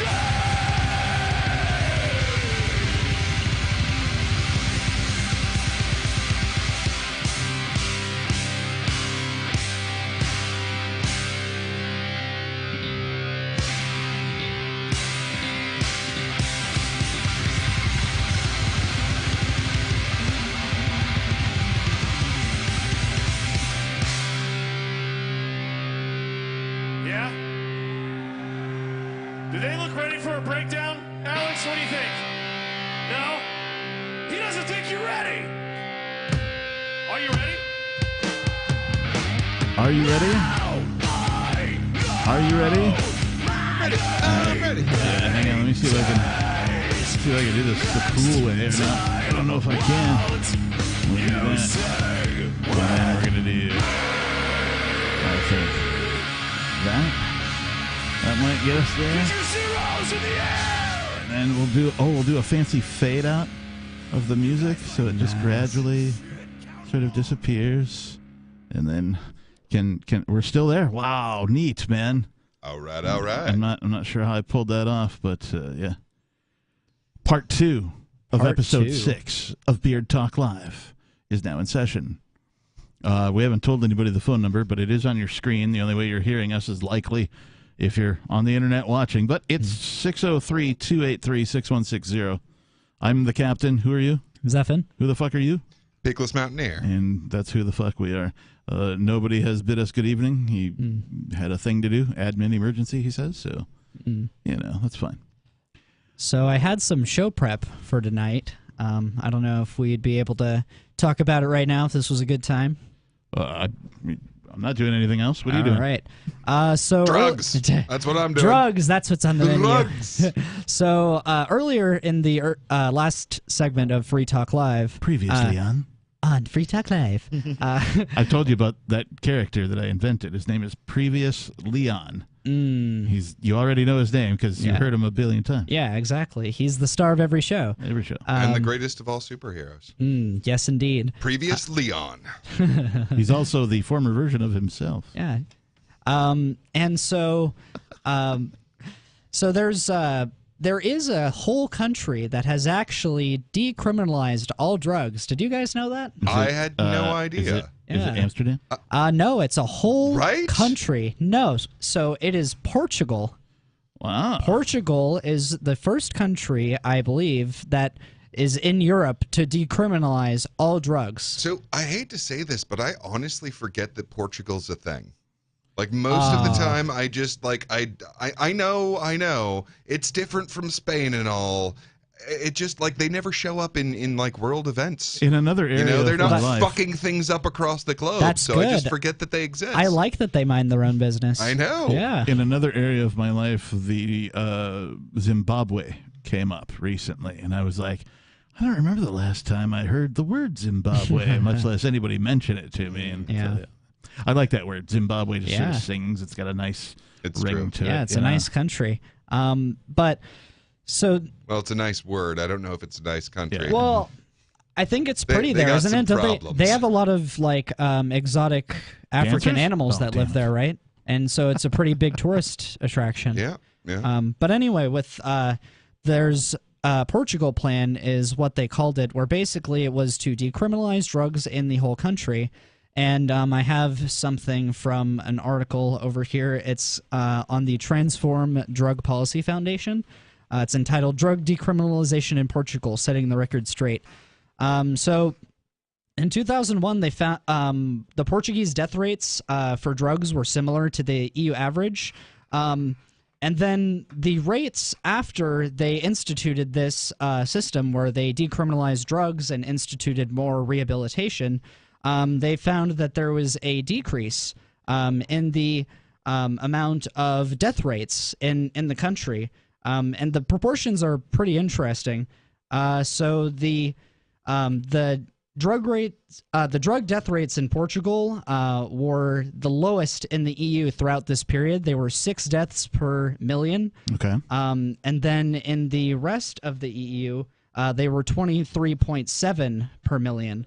And so in Scotland, the drug death rate is 50 times higher than in Portuguese countries. So basically, what that means is that Portugal, despite decriminalizing all drugs, and it's like, oh my gosh, I can't believe it, you're gonna kill everybody, the drugs are all decriminalized. Right. People have been dying less than in other countries that have these barbaric rules in which you get thrown in a cage all of your life for changing your consciousness. Well, like, I could have told you that. well, I know, but like we talk about No one but a libertarian would believe right. me. Well, we talk about it a lot, and we have like good theory to support it. But Yeah, to yeah. see it in practice is I a never lot thought I'd see the different. day. Yeah.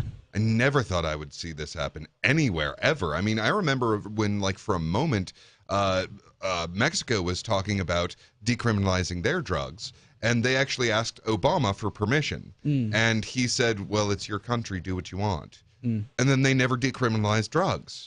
Great, now they're directly run by the cartels, like the rest of the communist countries, which is kind of ironic, weirdly enough. But I never thought any country would actually finally do it and Yeah. just decriminalize all the drugs. Yeah, well, and like we talked about earlier, which was it was Colombia, right? They're also thinking about decriminalizing all drugs. Well, didn't Oregon do that? Well, Oregon did it too. And Oregon is seeing some really good results as well. What they're doing is they're using the money, and I know this is controversial amongst libertarians, as I understand. I don't like it either, but they're using the money that they get to tax cannabis, and they're using it to fund treatment programs.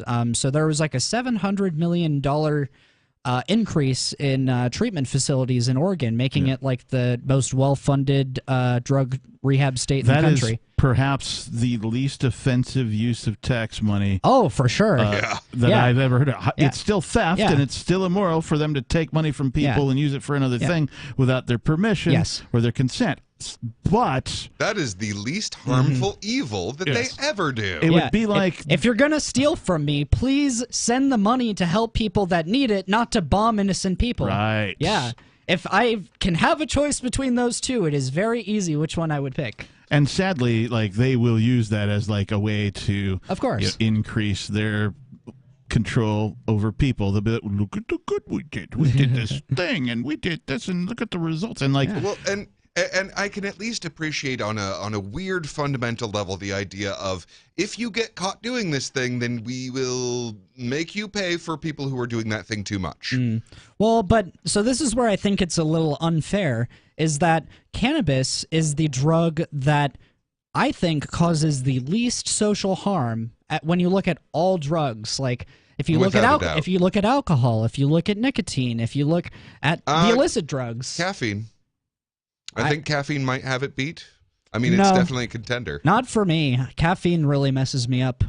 Like it, if I take it, but it's widely used around the globe. Yeah, and there's some people that cannabis really messes up. Well, yeah, no. I mean, okay, so then I would say that they're probably tied, but a lot of the research says that that coffee isn't healthy until like after you're 50. Like if you have it before, your body is sort of energetic enough already, you know, but once you get to be an older age, it pushes you to do more physical activity. And so I think that's the rationale behind it. I think that's the result of having poor diet, though, because if you have enough calcium in your diet, then the calcium that it's causing to go to your nervous system won't be pulled from your bones, because that's the problem with it. Right. Well, yeah, it decalcifies your bones, basically. And, right, unless you have enough calcium in your diet to do both. Yeah. Unfortunately, milk is very acidic too, and so it also leads to osteoporosis. Even though people think like, oh, if I drink milk, I'll have strong bones. What actually results is that your bones become really weak and brittle over time, not because of the calcium. If it were just the calcium, it'd be fine, but it's the acidity of the milk. Unless you have enough in your diet to alkalinize yourself. Right. What about cheese? Cheese is not as bad as milk. Same thing, though. It's the calcium. Yes. That's fine. Yeah. But does cheese lead to osteoporosis? It does, but to a less significant degree. I think that in milk, the acidity is just straight up. But I think that during the fermenting process of the cheese, the acidity is reduced greatly. What about like whole milk straight from the farm? I don't know, like the big breakdown. Jars, you got to scrape the cream off the top. That you is would a have good to question have. where, Yeah. like, I'm certain that the studies were done on pasteurized and Right. No, I'm curious homogenized about milk. Yeah, I'm curious about raw milk because there are a lot of health benefits to raw. Like, I'd say that the most healthy animal product is probably honey, and I'd say the second most healthy animal product might be raw milk, and we have some biblical foundation for that, don't we? Like, I will bring you to a land flowing of milk and honey. And those are the two most effective ways to avoid allergies. Have true. the milk and honey of a region will make you immune to the pollen of that region. Yes. And there are some, I don't know, I guess there are some bacteria that's in milk that might add diversity to your microbiome. Oh, or absolutely. something. No, Yeah. that's the biggest difference that happens when you drink raw milk. So when you pasteurize, you kill everything that's in it. Right. Where the thing is, like, pasture. yeah, so like humans suck at digesting almost everything. Yes. Whereas the little biological creatures that are on all the food are really good at digesting that food, and they're perfectly happy to live inside of us and digest food for us. Yeah, the irony is that people use other things to aid in the digestion, and I'm speaking specifically of yeast. Right? Yes. One of the best tenderizers of any kind of meat product is just put it in some beer and let it sit for a couple hours overnight, that kind of a thing, and boom, it's tender. Oh yeah. Right? Yeah. It's just how it is. But yeast is an organism that is like literally feeding on the sugar inside of the beer, and that's how the alcohol is created. So we use other creatures to help us aid in our own digestion. Yeah, this is one of my favorite things about kombucha is that it's it's essentially a drink that is filled with bacteria that adds renewed life to your microbiome, and they always say that the microbiome is like our invisible organ, because it does so much work for all of the functionings of our body, but everything. Yeah, but we don't realize that, and you know what's funny is that when you feed your body certain foods or drinks, I mean like this. It's a Mountain Dew bottle. You're feeding your bad microbiome like things that will kill you faster. Whereas, like if you drink things like kombucha or you eat spinach or something, you're feeding your good microbiome. I just love talking about things like that, even amongst libertarians, because something that we really embrace is personal responsibility. And so if you want to be healthy, you have the personal responsibility to do that. The information's out there. Well, and one of the things that I think that libertarians specifically need to know about is that because we're very protective of children. As a culture, we are extremely protective of children. It's why we're so sensitive to like accusations of "you're a bunch of chomos." It's like, don't you dare say that about us. And the thing is, we can be overprotective.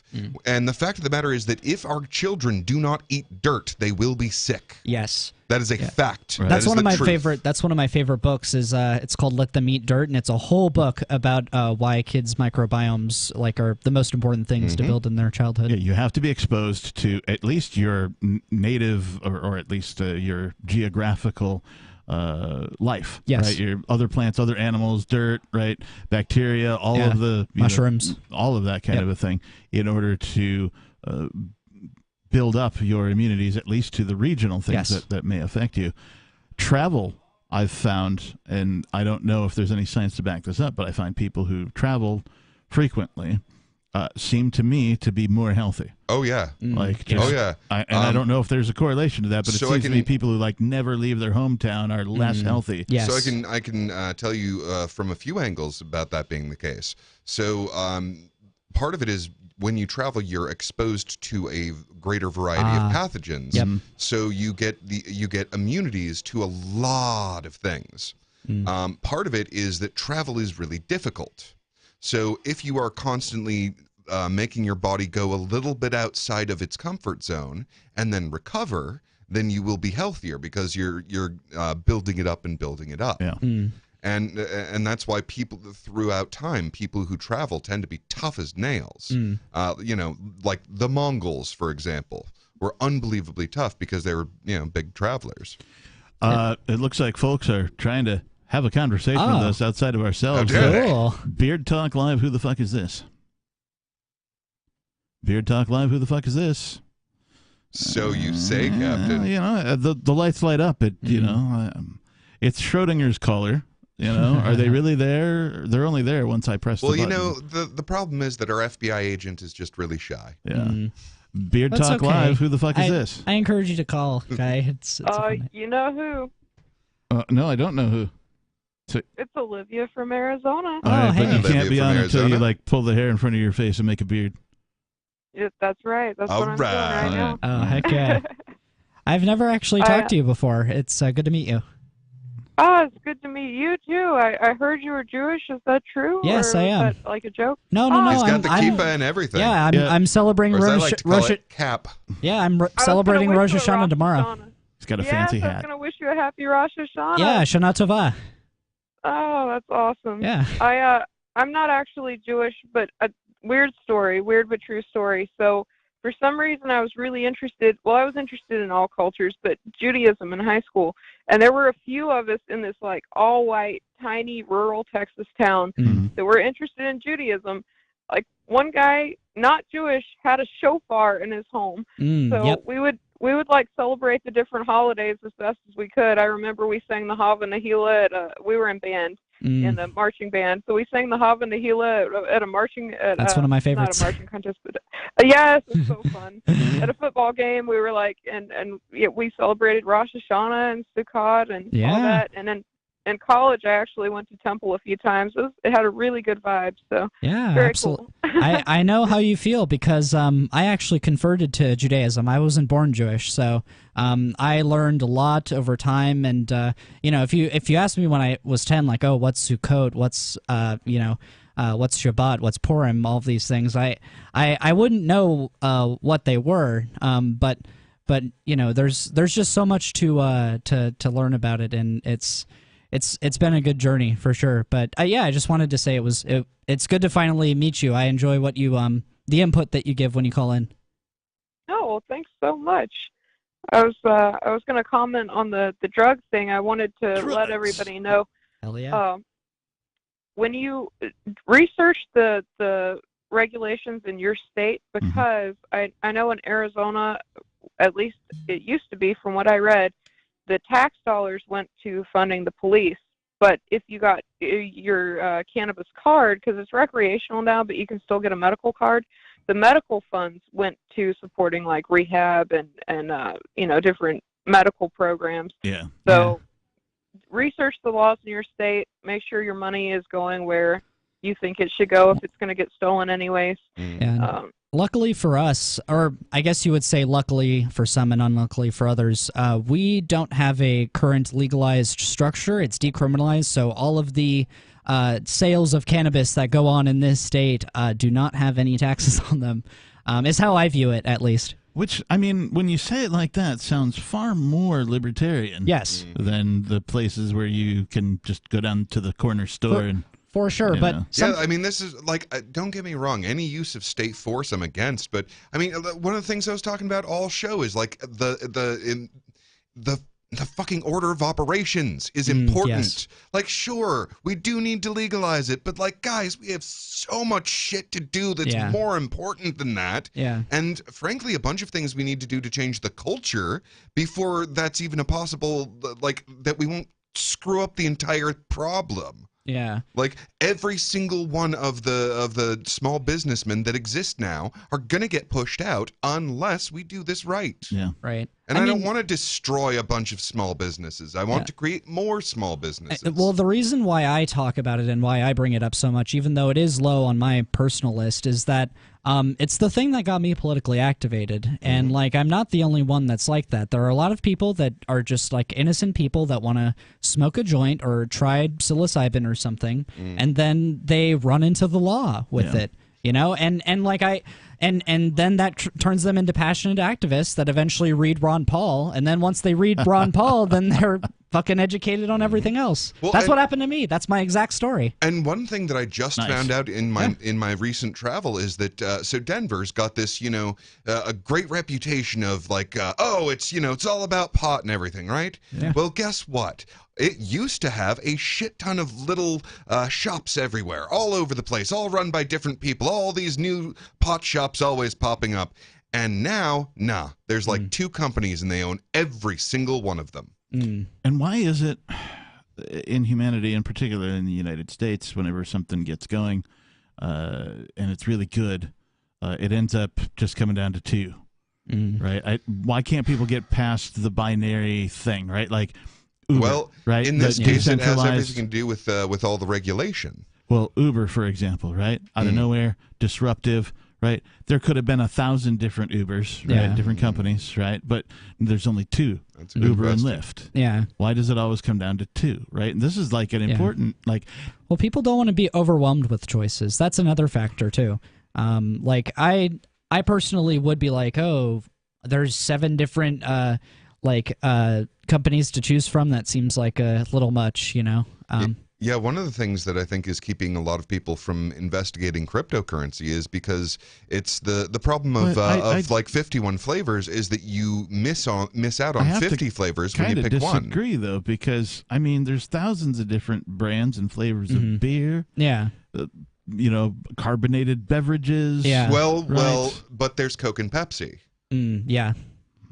And there's also you could also really only get so diverse when it comes to a shuttle service. It's like I can't really think of too many different things that you could do. Like you could make one in which like the drivers wear like pirate clothes or something like that.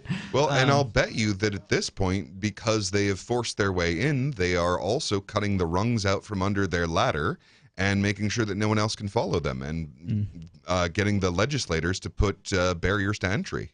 Olivia? Olivia? Yeah, no, I Speak agree up. with that. Like, why do you think? Why do you I- think everything ends up having 2 options?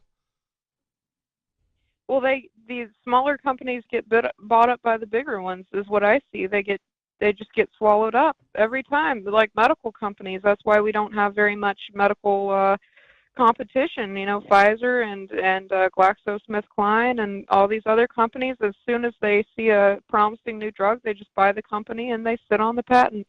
I remember that there were at least 3 or 4 different kinds of jabs that people could have gotten, right? Johnson & Johnson, Pfizer, Moderna. Is that Of course, it? they were all the exact same thing, but Right. Yeah, no, I mean, it's all one giant behemoth when it comes to the medical industry.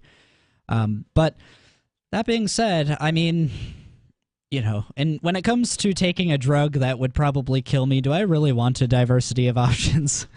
Well, yeah. I Yeah. guess. Oh, I have another story. So I remember watching Shark Tank, and there were these people trying to sell edible cookie dough, and they actually got a spot on the shelf. And there were several different like gourmet cookie dough startups, and you started to see it at Walmart, and then all of a sudden, Pillsbury and Toll House put on their package. Used to it said, "Do not eat, may cause salmonella." All of a sudden, safe to eat raw, pasteurized, safe to eat raw, and it's like they couldn't stand any competition whatsoever. Even this little, $5 jar, tiny jar of cookie dough that's pretty much a niche market, but they couldn't stand that. They all of a sudden they got their act together and you can eat their cookie dough. Well, so it's just like And that's the thing. These mega corporations are impossible in a free market. Yeah. I mean, for one thing, like, they don't form in the first place because one of the advantages that you get from being a giant corporation is that anything you do in-house, you're not taxed on. Right. So if you're doing like your own printing, for example, then you don't have to pay taxes on printing, and it gives you that advantage every time you add a thing when there's this kind of a tax structure. Yeah, you could spend as much money as you want, and as long as like your balance sheets show that you're spending zero every year, or that you're making zero every year, even if you're making millions of dollars, like you're effectively not taxed. Right. And if you do that in your life as an individual, if you spend all of your money on guns, for example, you're still taxed. Yep. Like just like if you didn't spend a single cent of it. Good point. Yeah. Yeah, and when you have these mega corporations forming, then the little guy who, comes up with hey, I figured out how to make this edible cookie dough, then they have to compete with, Toll House. Olivia? I hate to circle back to the drug thing, but I wanted please to share do. a story. Circle back to the drugs. It's very important. Yes. And how they won the war on drugs. I have a friend. I kind of just met this friend, but they were telling me how they've been to jail, and what happened was, unfortunately, they didn't know that you don't tell the cops anything. And when the cop had pulled over the car because he smelled weed, he was like, "Well, if you tell me you've got it, then you'll get in a lot less trouble." And so he was like, "Okay, here's my roach." And he was. Oh, and he was jeez. I know. Don't ever trust the cops. Any listeners out there, if like you take anything away from this whole segment, I want that to be the thing that you take away. Never, ever, ever talk to a police officer. You have a right to remain silent. Yeah, there's established case law. They are allowed to lie to you. Yes. You are not allowed to lie to them. Correct. Those are the rules. And if they're and they're if they're- incentivized to lie to you to get you to admit to something. Yeah. And if they're asking for consent to search, that means you say no. No, If, precisely. because If Every you time. don't have the right to Olivia? Oh, looks like we lost her. She was. It was. She I was. know, she was spitting on a some roll. good fire. Olivia, Yeah. Seriously. not sure what's going on. Maybe you can. I hope maybe she you can comes call us back. Definitely. Yeah, she's great. Yeah, Let's, absolutely. Yeah. we have. Official fourth beard. Do we may have. Wait. What? Beard Talk Live. Who the fuck is this? Oh, you know who it is. Oh, hell yeah, good. How we got Glad you're back. disconnected. That was weird. Nice. Keep going. Yeah, so it gets even worse. So he was sentenced to 10 days in jail. They forgot about him. He served 30 days in jail before finally the judge realized they had just locked him up and threw away the case. That shit pisses me off. I know, and I was like, and this is, you might say, oh, that's a one-time thing. No, you hear this story all the time, and he was lucky enough to be living with, like, a relative at the time, but if he had been on his own, he would have lost everything. That's Would have fucked lost up. lost his house, lost everything in it, lost his, how can they do this to people? And he's lucky. No accountability. He's actually lucky in comparison to other drug users. There are some people that just had a little bit of pot of them on them that are serving their entire lives in prison. There are literally people in federal prison right now who are rotting in there for a marijuana-related charge. Yep, It absolutely. is such bullshit. It's sick. Yeah. It's totally sick. In states where, like, it's been legal for a while. Well, so now we're seeing a situation where there are people that sell cannabis commercially that are millionaires, maybe even getting close to being billionaires. Yep. And then you have the same people that sold weed like 30 years ago or even 20 years ago that are rotting in prison for the rest of their lives for doing the same thing. So it's like, oh, now you could be incredibly wealthy doing it. And back then you get thrown in the slammer. Yeah, whenever I come upon people who are like, oh, well, if they only had the money to do this, it's like they do have the money. They just need to let all the people in prison out because that's $40,000 a year per person. You do the math, but that's where you start to get your money for whatever pet project your favorite politician might want to do. Do you guys know about the 13th Amendment? You'll have to be more specific. What specifically about the 13th? The 13th. I know a lot about the 13th. The 13th Amendment basically has an exemption for not treating people like slaves that pertains to prisoners. Oh, yeah. So the government has a perverse incentive to lock up as many people as possible to get free slave labor. That is why the war on drugs happened, and it's why victimless crimes are disproportionately enforced. I was going to say, I recently bumped into a person who I quit. He said that he is a former prison guard, federal prison guard. And so I was like, oh, interesting. And I wanted to ask him a few questions, and he allowed me to do so. He said that definitely during their training, the prisoners are demonized. They are, they are instructed to not see them as human beings, to detach themselves from them emotionally, and I mean all of the things. So that, the official training is to dehumanize them. Yeah. Well, you guys have heard of the Stanford experiment, right? Oh yeah. Yeah. So I mean, people As can. if you needed some fucking help dehumanizing prisoners. Right. Exactly. But the fact is that once people like have that power get to their brains, it just corrupts them so quick, even if they came in with good intentions. Mm-hmm. You know, that's what I love about that story. Yeah, I mean, well, it's the whole one bad apple spoils the barrel. Right. So I mean, like even the experiment showed that even if you didn't have an oppressive, tyrannical culture of violating people's rights, you would still have people do it anyway. Yep. But you have them stepping into a culture of violating people's rights. Yep. Absolutely. Yeah, and it's so weird. If you combine the Stanford prison experiments along with the Milgram experiments, you get kind of a bigger picture. It's like, oh, and how did that happen? Oh, because people have this propensity to believe whomever they hallucinate to be the authority. I was only following orders. Yeah. Oh, he was wearing a fancy coat. He has a shiny badge. Yeah. Right? Like, that doesn't mean that they're going to make the right decisions. The fancy person in the coat gave me a special badge, which means now I have authority. Sometimes Get to your cell. Sometimes they worry about the threat of themselves or their family being put in danger too. So I mean that's not a irrelevant factor. And honestly, short of that, I think the people should fight back. But like, having a family and having people that you take care of, it does make things a lot harder, which is why parental rights is so important, going back on that old topic. Olivia? I will say that that's true, that when you get in a toxic environment, you start to become a toxic person inside of yourself. Yep. But the converse to that is, I have a pen pal in Texas, a prison pen pal, and he is constantly telling me how they're constantly locked down because they don't have enough guards. They're overcrowded, and people don't want to work that job. They don't want to look in the mirror and not recognize their own humanity anymore. Good. So, that's actually a great sign. I mean, like, it's horrible that people are in these conditions. Yeah. And it's horrible that people who are tasked with the duty of overseeing them, act in horrific ways and are conditioned to see them as inhuman. But it's also terrific news that people are refusing to become prison guards. People are refusing to become policemen. Right. That's how we win. Well, here's what the government's done in response to that, right? So most of the prison guards at least in his prison in Texas, which is the old Eastham unit, J. Dale Wainwright now, they get immigrants from Africa, and they say, we'll make you citizens if you police these, if you're the prison guard for a prison. Gonna import their tyrants. Damn. Yes, from that's one way to do where it. they've seen some stuff. Jeez, that is breathtakingly oppressive. Yeah.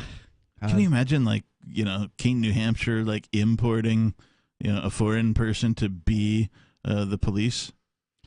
Hold on. So their plan is that they're going to get a bunch of violent people from other countries and bring them inside and then give them money. Yeah. That is the plan? Yeah. And they're going to give them power over badges, criminals. weapons. So, yeah, even though maybe they're criminals themselves. So you've commissioned a Trojan horse. I mean, it's very revealing as to, like, what politicians actually are and what they do, right? They know they'll be safe no matter what. Yeah. Yeah. I don't know, man. That sounds like Rome handing all of the policing duties over to the barbarians to me. They've got nukes. They've got F-15s. They don't have to worry about anything. Before the Gulf Wars and stuff like that, what were they called? Al Qaeda, I believe.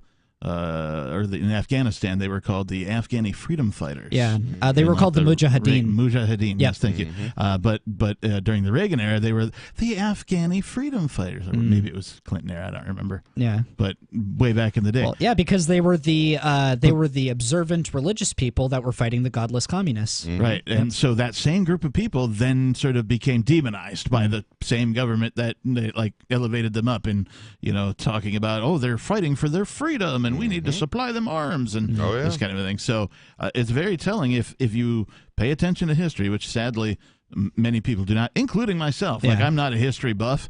It's never really been a topic of great interest to me.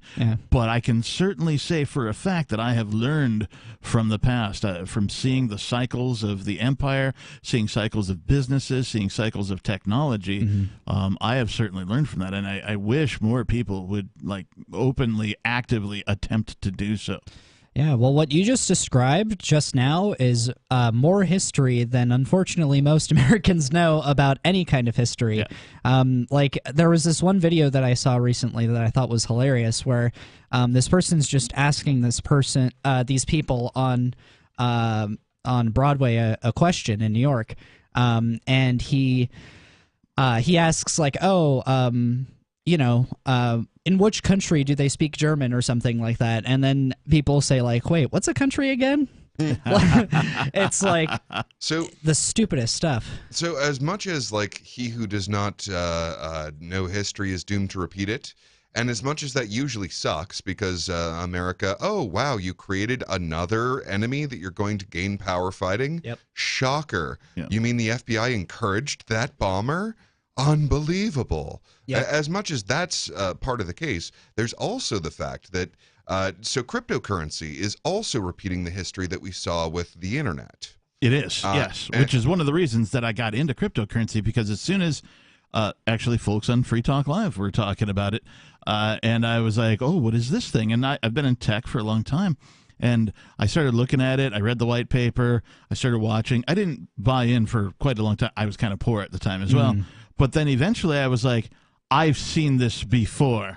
I've seen this before, and I'll be a son of a bitch if I'm going to miss out on this one, because I missed out on the whole internet boom and the .com thing and, you know, all that kind of thing. And so I saw the cycle of technology and learned from it. And that's exactly why I bought in. Well, and I mean, it's like, how many people get a chance to be like, I was here when the steam engine was invented, and now I see electricity being invented. Well, imagine if you were one of the first inventors of the steam engine and you were paid for, like, all of the innovations that happened as a result of the steam engine. That's sort of like what buying cryptocurrency right now is like. Because we're still in the very beginning. Yeah, and a lot of the technology that's going to be built on top of it is going to be like shit that's going to help us get to space. Like, you know, space tourism probably is happening in the next 50 years. And it's wild because people alive today lived through the complete revolution that was the internet. And they still don't know about it. Yeah, they don't get it. Like, they've lived through all of the cycle of technology that is the internet. They saw all of the changes that it brought to your day-to-day life. I know. I'm older than the internet, or at least the popularized version of it before the Department of Defense, you know, gave it up or whatever. No, Al Gore didn't invent it. But having been through that and seeing all the improvements, the fact that we have magic rectangles in our pockets now, when, like, you used to just leave the house. You didn't carry anything with you. You didn't even take, like, as a kid growing up, I didn't have, like, a wallet. I didn't have keys to that. You just left. You got on your bike or ran down the, you know, neighborhood, and you just left. And when you came back, you were back. Sounds like you had a higher trust society back then, Captain. I grew up in a society in which, you know, like, bad stuff just happens to people all the time. Like, there's this social and moral decay that's currently happening that, like, I think can only really be described by a complete spiritual sickness in the country. Like, and I don't mean to sound like religious in saying that. What I mean by that is that, like, what I mean by that basically is that people don't have any purpose in their lives, right? And so because they lack that purpose, all you have to resort to is basically like vices and like just satisfying your personal need. And how does this tie into libertarianism? Well, like, our ideal people are people that are like low time preference, that aren't constantly engaging in without meaning there is only sensation. Right. Exactly. And so it's decaying in a lot of levels. You hit on something that I think is universal throughout all religions and, well, throughout humanity. Yeah. And that is, and particularly for males, I think, at least in Western culture, that having a purpose, right? So, like, people can be successful at all different, like, financial levels and geographic levels, depending on what their goals are and what they want to achieve in their lives. But it's always having the purpose. And, like, people will die if they lose what is their perceived purpose. They will, they'll stop living, which is worse. Yeah. Yeah. Yeah, and I mean, I see why you call it a spiritual sickness, because it's an illness that reaches to the very level of identity. I mean, it tends to manifest as a psychological illness, but its roots are much deeper than that. Like, this goes down to the very core of whether or not you know who you are. Absolutely. And whether there even is a person there. I mean, that's why the NPC has become a term that normal people use now, is because the metaphor there is so valuable, because an NPC has no purpose, no meaning. Olivia? Yeah, I heard that's why the Native Americans became alcoholics. I mean, the government took away their way of life, their means of supporting themselves, their religion, spirituality. They took away They have no purpose. Well, and every time they relocated them. Like, you have a people whose whole identity is like being connected to the land and being able to live off of it and have this relationship with the plants and animals around them, and you wrench them out of that set of rules and move them to a completely foreign land. You've stolen their identity.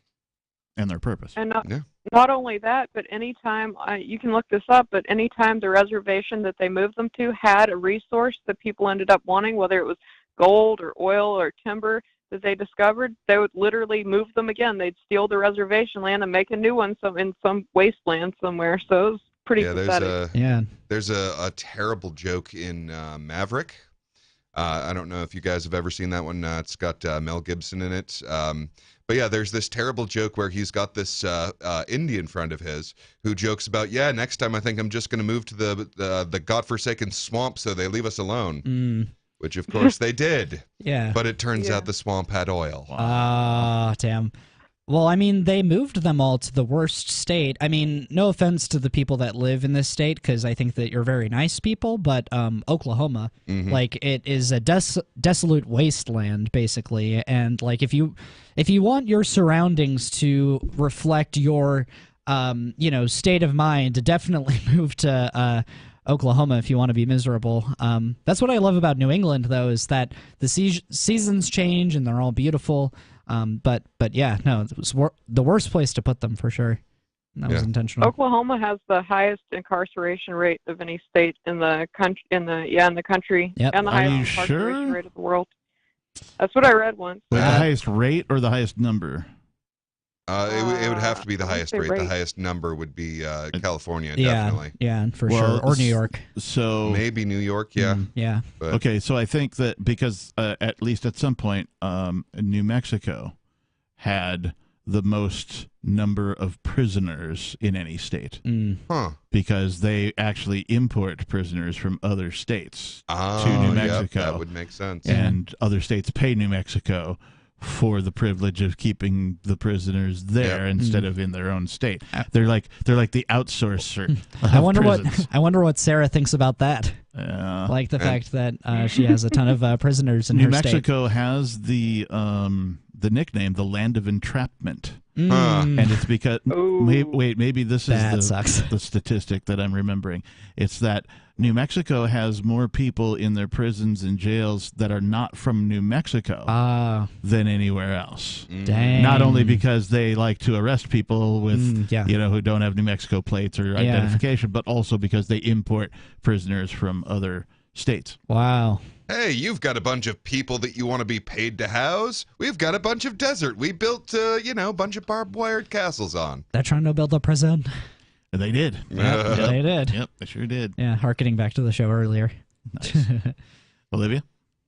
How about that economy, guys? Oh, jeez. Oh, Don't so- get me started. Too late. Yeah. Okay, so I just have to point out one terribly important thing has happened. So Jerome Powell, the face of all banking in America, that is, has stopped saying that there might be a soft landing. Yeah, no. He has now switched to saying a soft-ish landing, and speaking about how the possibility of a soft landing is disappearing.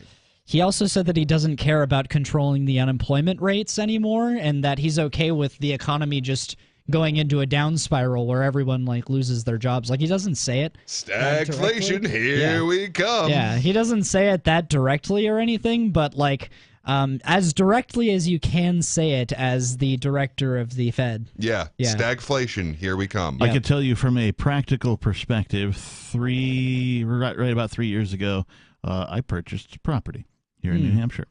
And I was approved for X amount of dollars, let's just say $20. Yeah. Let's just say houses cost, whatever. They were, 20 and under back when I was looking. So 3 years go by. The Fed has printed bazillions of dollars. More than ever before. Yeah, there's more money in existence than ever before. Yep. And so I'm still only approved for the same amount of money if I wanted to buy a house again. But the price of the housing has, just about doubled. Well, that must have been good for your house then. Yes, Yeah. but if I wanted to get another property, right now, I'm like stuck with a lesser quality of house now because Well, this I is what only he's make, trying- I still make this around this. I make a little bit more, but around the same amount of money salary wise that I made 3 years ago. But there's just the prices of houses have gone insane. Well, no, the price of the house hasn't changed at all. The price of the money to buy the house is what has gone through. But the I roof. don't qualify for double the mortgage, is what I'm saying. Right. I still only qualify for the same amount of money in a loan that I qualified for 3 years ago. Well, I think that's what he's trying to do right now, right? With raising the interest rate, what was it, like 15 points or something like that? Mortgage interest is like 75 basis 75 basis points, that's right. 30-year mortgage is like 6%. By raising it by that much, I think what he's trying to do is he's trying to crash the housing market, because I think that the housing market is overly priced, and if you want people to buy less houses, you increase the interest rates because no one's going to want to take out a 30-year mortgage at like 8-9%. Yeah, I mean, chronically, the housing market, because it is where the elite hold a significant portion of their wealth, is always way, way overvalued. Absolutely. So, I mean, the only way to keep an absolute collapse from happening immediately is to go ahead and collapse those prices down to something like what they're actually worth. Mm-hmm. So, yeah, the housing collapse is on its way. Yeah. And he does not care. Yeah. Olivia, what do you think about the economy? Well, BlackRock buying up all the houses and way outbidding families, that's not helping. But I wanted to mention that they're cutting my hours. I work at a retail store it's kind of a discount store called Ross Dress for Less. Oh, yeah, I know they're Ross. cutting our hours. Oh, my gosh, they're cutting our hours so bad. And back to your point, when you were talking, you were laughing at the people who were like completely ignorant on the street in New York. Yeah. Oh, yeah. I've been hanging out with this really cool guy who's dropped out of high school, but he's self-educated. Like, he's read and read and read. And, I've been to college for 2 degrees, and I've also read and read and read. And it's like he's matching me bar for bar in conversation. Yeah. But, like, it doesn't matter. Like, society doesn't reward you for knowing things. Like, no one cares at Ross that, I'm a walking encyclopedia. Right. And Yeah, no one exactly. cares that Popeye's Chicken, where he works, and we're both like broke as a joke and struggling paycheck to paycheck. And honestly, I'm getting terrified. Like, that's one reason I called in tonight. Is I think that very Let her finish. Yeah, go ahead. Olivia? I'm just very anxious. I'm scared. Hold on. So first off, I think that the fact that you know things is about the reward system of our economy is in a tremendous shift right now. So, I mean, because we are roboticizing and automating all of these jobs, the only jobs that will be left will be creating intellectual products. I mean, like creative products are going to be the only ones that people can make anymore, because all of the repetitive ones are going to be unavailable. Like your job at Ross will not exist soon. Good thing we have NFTs then. You know, whatever's clever, any way that it takes for creation to get rewarded, I'm in favor of. Yeah, I mean, I'm sort of nervous, like you, Olivia. I'm a little paranoid about what's gonna happen. I don't know if we'll see the greatest innovation in human history, where we're all gonna basically have everything taken care of by technology, or if there will be a complete collapse in which, like, we'll all have to start from the beginning, and then, you know, just have to build up society from there. It really could go either way right now, or we could all just get nuked. I don't think we're done seeing the effects of the network effect on humanity, right? And that is to say, like, here are the things that I've seen growing up, right? There was radio and television that already existed, but they were already recognized as, like, the greatest advancements of mankind, right? The ability to communicate massively to a whole bunch of people simultaneously. Like, that is a huge thing. Before that, the telegraph, the railroad, right? Stuff with shipping, right? That kind of stuff. And so the next things that came on for me in my life were like the VCR, right? That was huge. The ability to watch something on demand in a thing that you could hold. The next thing was... I lived in that era. I'm young, but I used VCRs as a kid. The next thing was... cell phone. Well, pagers came first, and then cell phones came, right? And all of a sudden, you didn't have to have a landline, right? And that kind of thing. Cable television was, right before the cell phones. So that came out. And then, so like, I've lived through all of these technological achievements. And so then when cryptocurrency came around, I'm like, I've seen this before. Yes. I recognize that this is the television of the modern era. This is the mankind's greatest achievement of the modern era. And like, a lot of folks who listen to us and Free Talk Live, like even they haven't totally taken that in. Seriously. Well, and that's one of the things where, like, okay, podcaster is a job now. Yes. Now that exists because this massive technology popped into existence. And we are on the beginning of another massive technology popping into existence. And again, it's going to be the most creative jobs that it's going to create. Right. So, I mean, take heart, Olivia, because the world that is about to exist is something you cannot even begin to imagine now. Now, I am going to say that since you have the opportunity to position yourself for this wave, get on your surfboard, because, like, there's see if there is some aspect of this coming change that is really interesting to you. Yeah. And Olivia, my biggest advice to you, if you were really worried, is it probably won't surprise you, but move to New Hampshire. Like, you'll just be so much more secure here. And it's true. Yeah, no, we all have like cryptocurrency and alternative currency. So really, if humanity just progresses infinitely due to technology, or if we completely regress, we've got things for both. It's true. Yeah, like gold backs will stay up, and cryptocurrency. I am working on it. Oh, I'm sorry, I didn't mean No, to it's fine. Go ahead. I am working on it. It's just and I'm trying to bring a friend too. The more the merrier. But nice. It's, like I said, it's that financial aspect that's really cramping my style right now. Like I had $500 saved up in the bank, and life took a bad turn with my hours getting cut so bad that I had to use it, and now I'm back down to zero, and it's just breaking my heart. And the worst part is my mom, she's a boomer, and she thinks it's still 1980s and Ronald Reagan's fixing the economy and whatever she says. Like, she's giving me a hard time about it. She's like, oh, you're going to move out, you're going to move to New Hampshire, you're going to fail at that too because you've tried a bunch of different things. What a bitch. And yeah, that's fucked up. No, that's seriously fucked really up. Yeah, definitely. Honestly, like, this is a life lesson. Like, be fucking careful who you share your dreams with. Yes. Because if they're going to shit all over them, then it's going to make it that much harder for you to actually get them. You don't need to put roadblocks in front of your goals in life. Life puts enough roadblocks in your way as it is. Yeah. Sure. Yeah. By the way, Olivia, I mean, feel free to make whatever decision you want, but I know quite a few people that moved to New Hampshire on a shoestring budget. Like, they honestly did not have a lot of money, and then they moved here and they ended up having more money because you get paid more and the housing is more affordable. I mean, right now it's like a little bit different, but that's basically everywhere where we're experiencing a housing shortage. It's not just New Hampshire. There's a serious labor shortage here, though. Like, Right, yeah, so you can get any kind of job you want out here. Oh my God, Yeah, yeah. you will not be working at Ross if you work out here. Like, how smart you everywhere. are? No, you would be making... Like, there are places that pay way more than Ross and require way more mental labor than Ross, for sure, out here, that they're begging for people at. Mm-hmm.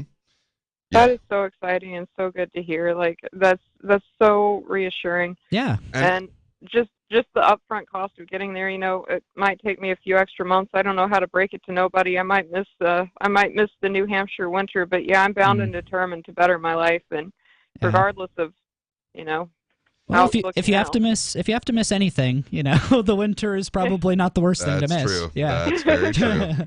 Yeah, and I for my own budget, like, one of the most noticeable changes is just very simply not having to pay tax on everything I put in my mouth. Yep. Because, like, I need to put things in my face hole or I die. And the fact that I have to pay extra money to get the things to put in my face is just not true here. Yeah, absolutely. And, like, holy crap, what a difference that makes. Mm-hmm. Definitely. Anything else, Olivia? Not that I can think of at the moment, honestly. Yeah. Well, I got to tell you, like, if you can possibly find a way to do it, the sooner the better, because the next couple of years, like, we're going into a depression. Yeah. Like, it is going to be so much easier to live here than elsewhere. It's so funny, too, because when I first got here almost 3 years ago, 2019, is that 3 years ago? Yeah. Okay. 4, but yeah. Okay. I think. I 3. I felt like I got here just in time. Like, I got out of the the big city of the West Coast. Yeah, right before COVID, basically. Yeah. Like, even before that, I was saying things like that. I'm like, oh yeah, the way the economy's going, and the way the government's still bombing brown people and all that kind of shit. Yeah. I was like, I feel like I got out just in the nick of time, and especially then after I got the property, like, was right when COVID was kicking off. So I had to. Culture was pretty polarized too. Yeah, we had to navigate through, like, nobody was doing masks, right? Like, but, like, people were demanding you wear, like, latex gloves when you come through to see the property and stuff like that, right? So, and then, like, when it came to closing, we ended up closing in this giant room with, like, the professionals down on one end and the homeowner and the new homeowner on the other end of the table, so that we were, like, I don't know, 20 feet. It was more than 6, that's for sure, away from each other. None of us were wearing masks or gloves or anything. Well, actually, one person was wearing a mask, but none of us were wearing gloves or anything. But, like, that's how the closing took place. Like, and this is right as COVID was kicking off. So I can only imagine how people feel who aren't here. Right. So I was like the opposite of you. Like, what I realized about the Free State Project right at the beginning of COVID. And so I was working in California, like, through, the so-called pandemic. Yeah. And I was, it was like my, shining North Star. It's like, I can work hard, and this is, like, the promised land. This is where I'm going to go. And, like, listening to this show, like, Free Talk, I don't know if this is how you feel, Olivia, but, like, when I lived in California and I listened to Free Talk Live, it felt like I was living in New Hampshire with everybody. And yeah, I like my family. Yeah, exactly. And come visit your family. Yeah, exactly. Come on, visit your family. Yeah, I mean, that's truly how I view libertarians, is that every single libertarian is my brother and sister. I truly believe that. It really is I true. have way more in common with libertarians than I do with basically most other people. And just like regular family, like, you're not going to like every libertarian that you meet. And they're not going to like you either. Yep. Right? So there's that dynamic. So if you're familiar with the family dynamic, just take that as, like, the whole truth, because that's how it is. But that doesn't mean, like, man, when the chips are down, people come together. That's what I'm saying. People, the freedom-oriented people, support their community. Yeah, they are still family. They bicker. They get into squabbles about, the minutia, or what if in this example or that example. And one thing I'll tell you for fuck sure, after the lockdown, we know exactly who our family is. Yep. Because everyone who was a pretender, they're gone. Yep. They all cleared out. Yeah. When the chips were down, they were statists. They were authoritarian cop suckers is what they were. And holy shit, were there quite a few of them. Yeah, and wow, Yeah. that hurt. Oh. That really hurt my heart to see all those people leave. Yeah. But like it's what hurt was to realize that they were never supposed to be here in the beginning. Like this isn't. They don't belong here. You don't belong with the libertarians when you're not a libertarian. Yeah. Like if you want to put me in jail, go the fuck away. Yeah, exactly. If you want to not put me in jail while I'm being peaceful and living my life as best I can, then come on. Yeah, please. Let's do it. Yeah, Right, yeah. absolutely. That's why my favorite thing to do is like online, just telling people about the libertarian homeland, because like having this feeling of being around like-minded people is just something that you cannot replace. You know, like I listened to it a lot on Free Talk Live, and it was like, it felt like a good feeling hearing people talk about it, but like experiencing it and being here in person and feeling it, it's really quite different. You know, it's like I have a multifamily, and all my tenants are free staters. Yeah. That would never happen in California. Yeah. Ever. Or like anywhere else. Yeah. Nowhere in the world. Not Yeah, even no, like other countries. Honestly, it's a completely different fucking planet living here. Yeah. It really is. And like getting to go back where I used to be gave me so much perspective on yeah, that. I bet. Yeah. Yeah. It's Same like, thing with yes, me. I've talked to the 2 minarchists I could find. Yeah, minarchists are kind of rare out here. Yeah. Yeah. They're rare in my circles for the opposite reason. Right, exactly. Everyone's an anarchist, basically. Yeah. Yeah. Wow.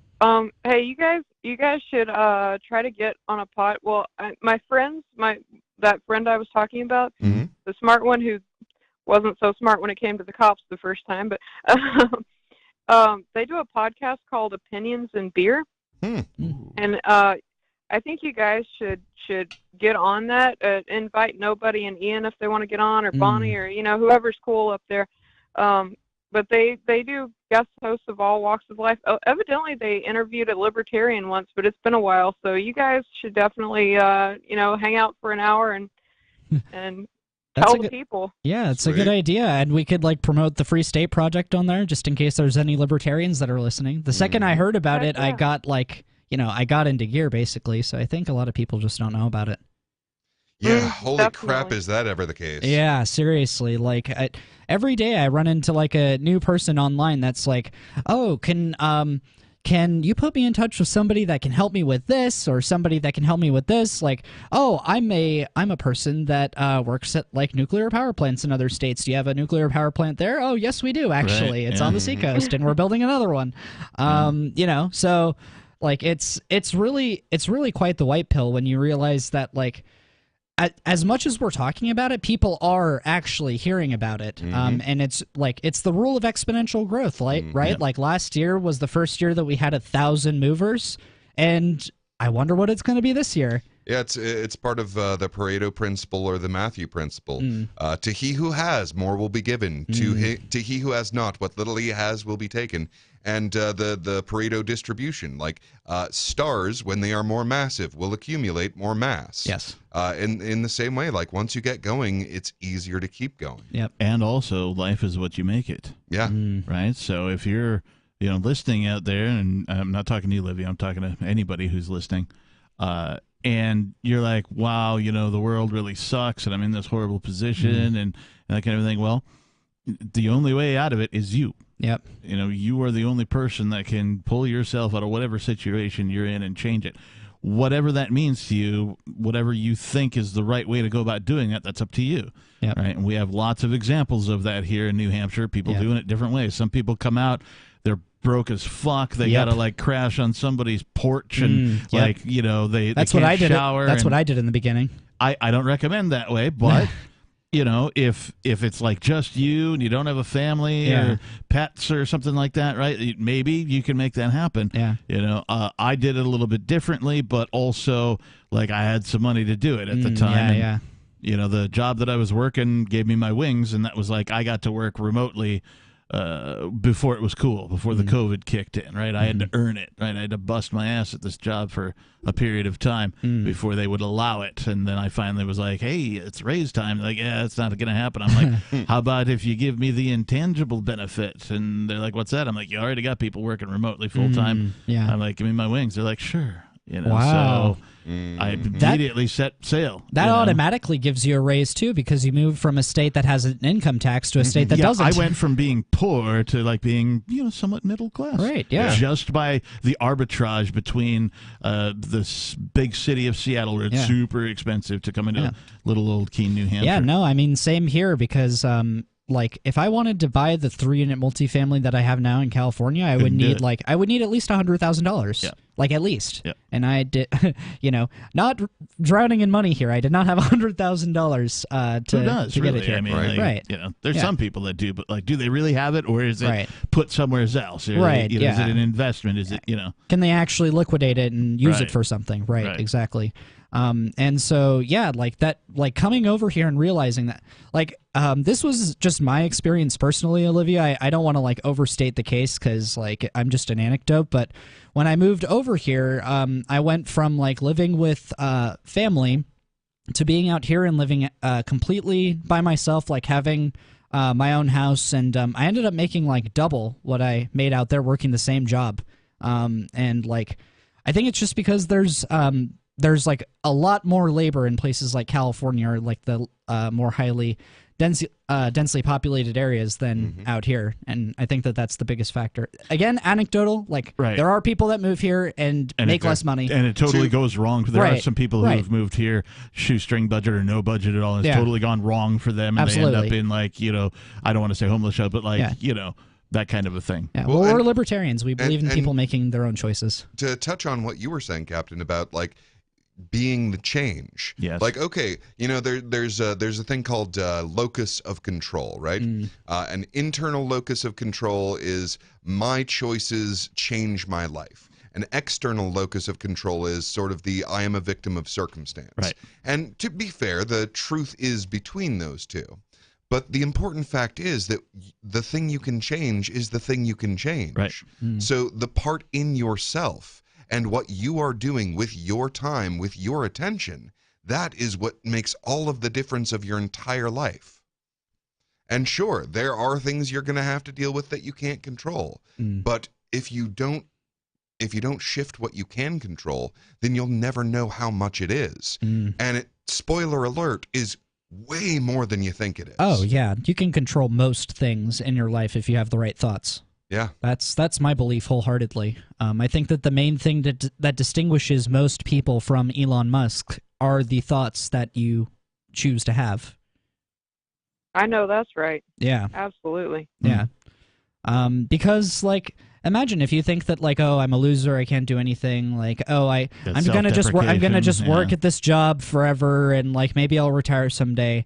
Like that's what's gonna happen to you, because you're manifesting it by saying it and thinking it. Yeah, and thinking it. Whereas like if you're like, I'm a rich person, even if you're broke, I'm a rich person, and I'm going to have this, this, and this. Like, what I did was I was like, okay, so I'm going to have a 3-unit multifamily in New Hampshire, like a close driving distance from my law school, and like, and not a high property tax and all of these things. And then lo and behold, I do the looking, and it's right there. It's like the exact one that I pictured. And like, what happens? I get it. And, and that would have never happened if I thought, oh, I'm never getting out of California. I'm like, all of that stuff. Like, and the man who says he can and the man who says he can't are both right. Yep.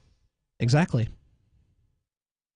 I feel like I've been trying to manifest money for a long time. Like, I'll tell you one thing I do when I go into Ross, I pretend that I'm the undercover boss. I'm actually the CEO. Nice. Oh, that's awesome. That's how Well, so manifesting money can be a trap, because it's never the money you want. Right. It's the things that you get. The independence. And the fact of the matter is that money is so abstract and intangible that it's really hard to manifest in any meaningful way. And you want to manifest the opportunity. Exactly. Right. Yep. Exactly. So, and the way manifesting works, the way that our nervous systems are built, you have to focus on like what your experience is. And you don't experience money. It's too abstract. But you can focus on, like you were saying, the experience of being the one who is in charge in the shop.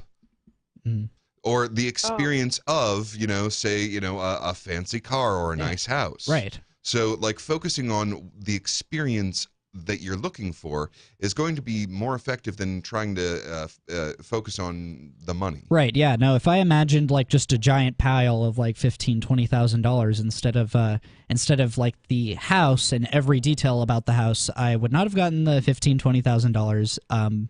But like obviously, I was able to get the house. So right. Yeah. Oh no, I agree. I agree to a certain point. I do believe that money has a certain. I do want the money too. Oh but, yeah, for sure. But because of it's like I do visualize or feel myself into that I walk into a shop, and it doesn't matter what shop it is, but I feel that raw power of you can have anything and everything you want. Or like that's it. Well, there's a On distinction demand. there. Yeah, that's There's a distinction between the money and the feeling of power. Yep. And like focus on that. Focus on that feeling of power of knowing you can get everything in this shop. Because that's the way we work, is the experience of the thing. But it's because I have the money and not because I've had credit cards, because I've done the credit card. Yeah, absolutely. And it also sounds like another experience that's important to you is the feeling of security that can go with money. And again, it's weird, but this is how we work, is that like you don't experience money, but you experience these things that are connected to it. So you can experience the feeling of security. Yeah. That will come from the money that you're about to get. And just a slight note on that, you can actually feel rich even if you have $0 in your bank account. Like, basically, being broke or rich, they're both potentially temporary experiences. But, like, having the mindset of a rich person or a poor person, that you can have regardless of how much money you have in your bank account.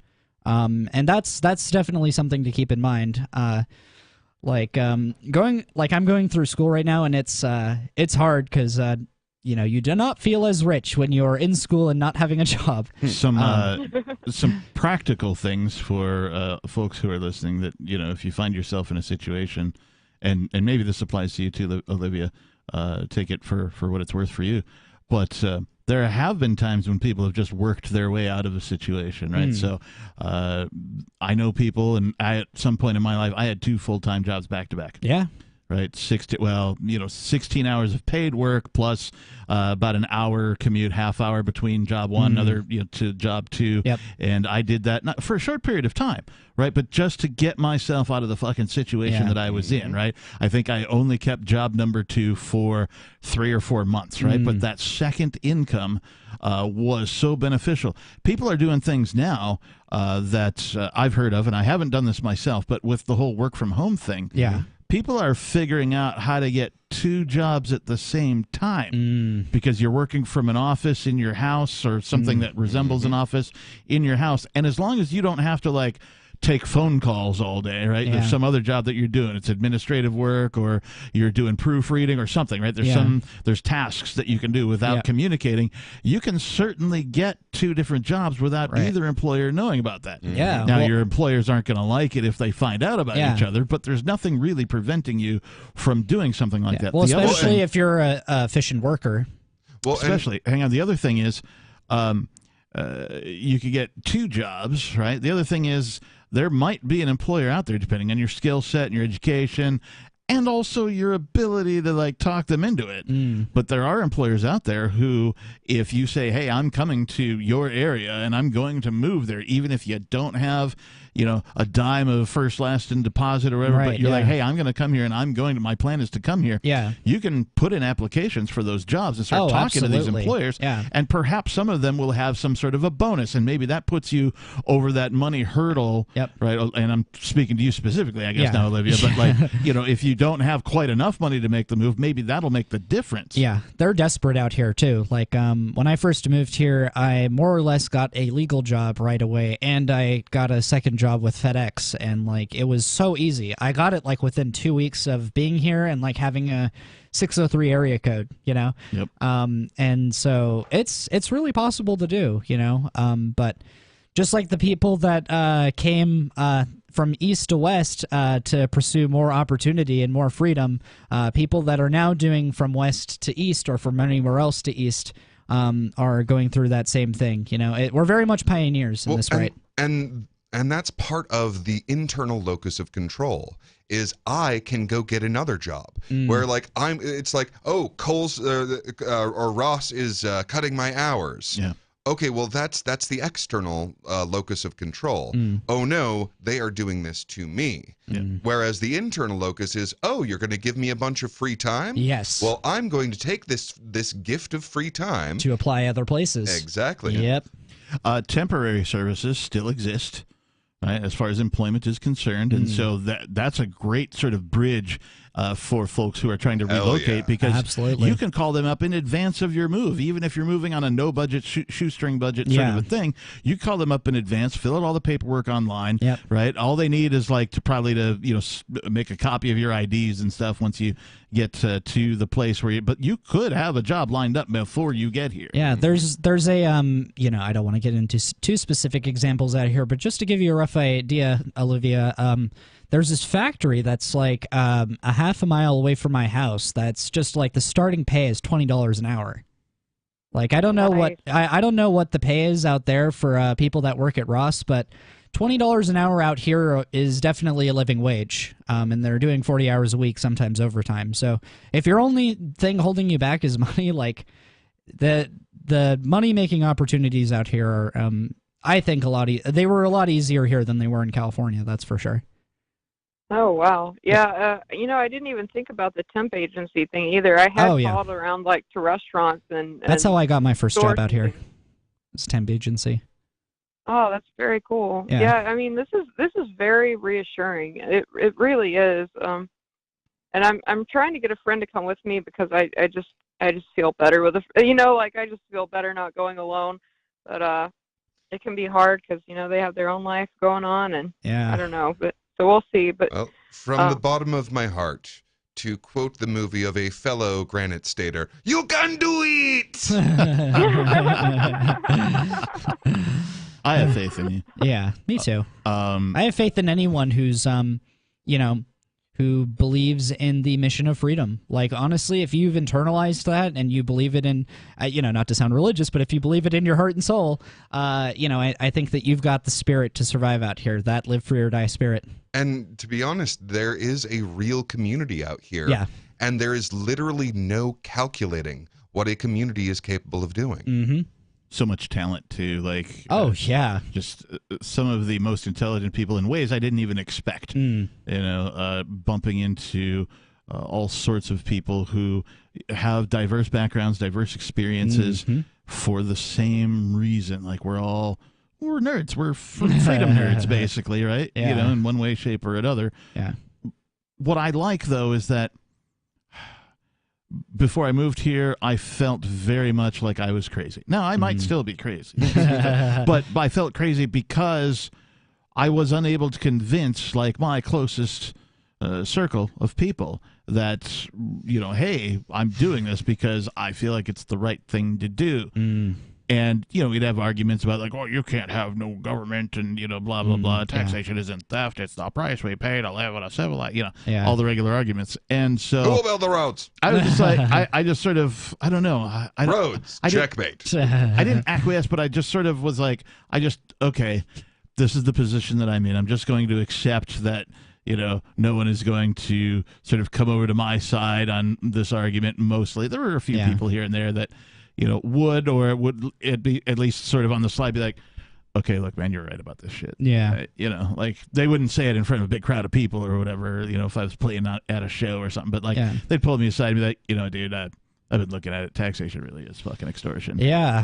That kind of a thing. So like I had an effect, but like nobody was able to like sort of like what we're doing here now. Yeah, we're exactly. talking into microphones. We're broadcasting, right? Yeah. Free Talk Live, we're talking to the nation. Yeah. That kind of a thing. So, and now that we know that taxation is theft, so what's our plan to end the theft that we see going on all the time? Yeah. I don't know. We can have part 2 of the conversation. Right. So I'm not as optimistic, I think, as you guys are. I basically think that most people, unfortunately, love the power too much and can basically never be convinced to give up the ring of power. I think that, like, there is something inherent within libertarians that makes us, skeptical of authority. And I'm not saying that's limited to any specific characteristic. What I am saying is that basically, like, you have to be wired right. You have to you have to believe that you can do decisions on your own. That you don't need a safety net that's always going to catch you when you fall down.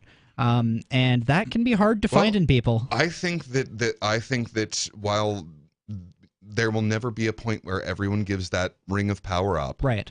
I still think that the vast majority of our species will, after we show them that it's possible to accomplish Bingo. without dying. Okay. Libertarians are willing. Yes, we could talk a good game. Yeah. And we've got good arguments, or at least good anecdotes, and that kind of a thing. But we really are There's willing. never been an anarchist society. Right. We really are willing to do it. Yeah. That's why we're all here. We're like, Right. yep, let's give this thing a shot. Well, that's what's unique about this, right? Is that in anarchist history, we've always been a diaspora. Yeah. We've always been all over the world, Scattered. and exactly, and we had influence within our societies, but we didn't actually have a homeland to congregate around. Now we do. And now we occasionally- can forge a common bond of like brother and sisterhood, and live out the lives as we choose to together. It's going to be awesome. Right, and in the past, occasionally, like a strong anarchist thinker who was also like intelligent and like a writer or something like that, they would occasionally be held up by their peers as like a respected person and that kind of thing. Whereas most anarchist thinkers were like sort of like shunned and like, you're crazy, that kind of a thing. And so the ability for us to gather in a place like similar-minded people and prove to the rest of the world that this is possible is significant. I almost equate it to evolution. Right? This is a theory that I've been toying around with in my head. Like, is this what we're experiencing now, this freedom movement, here in New Hampshire, the Free State Project, and the larger freedom migration that's happening here, is this human evolution, right? Why can't we pinpoint what makes somebody a libertarian, right? There's never like this magic thing that brings you over to the philosophies of freedom. For everybody, it's different. So is this just humankind waking itself up? Right? Because humankind has done this before. Right? We've seen this in history. Humankind. Yeah, well, you know what's super unique about the Free State Project is that it's the only place where I see a bunch of high-Q libertarians making lots and lots and lots of babies. And if you don't think that that's going to have an outcome on like the future society that this place has, I think you've got another thing coming. Well, and to talk about a grand awakening is absolutely what humanity is going through. It's hard to see because things are very distracting, but okay, for example, red-pilled and woke are two important and good things. Yes. Like, if you're on the left, it is good to be woke. It is necessary. Yeah. If you're on the right, it is good to be red-pilled. These are both ways of saying that awakening is positive. So yes, all of humanity is currently going through an awakening process, which is why things suck. 1,000%. Yeah, definitely. Olivia, what? 1,000%, like spot on, Peakless Mountaineer. And I just wanted to make a comment on anarchy. If you today did something or anything that you wanted to do that didn't hurt anybody else, that's anarchy, especially if you didn't have to ask permission for it. That's anarchy. Amen to that. It's not hurling Molotov cocktails. I know that's what we all picture because that's what's been pumped into our, eyeballs. But no, if you just did what you wanted to do and didn't hurt anyone, that's anarchy. Yeah, we are being anarchists most of the time. Yep, every interaction is an anarchist interaction unless you're interacting with the state. Olivia, we are out of time. It is time for us to go. Thank you for participating. Thank you to our other callers. Thank you, Olivia, Major for calling. Payne and Jack and who else called? I don't remember. Thank you for sitting in tonight as of guest course. Beard. It was a lot of fun. I hope I am able to guest my beard once again. We and talk about my beard more next time, maybe. I think that's possible. Thank you, Peakless. I'm going to take you out with a song for all the people who are dumb. You're dumb. You're dumb. Same thing. Still dumb.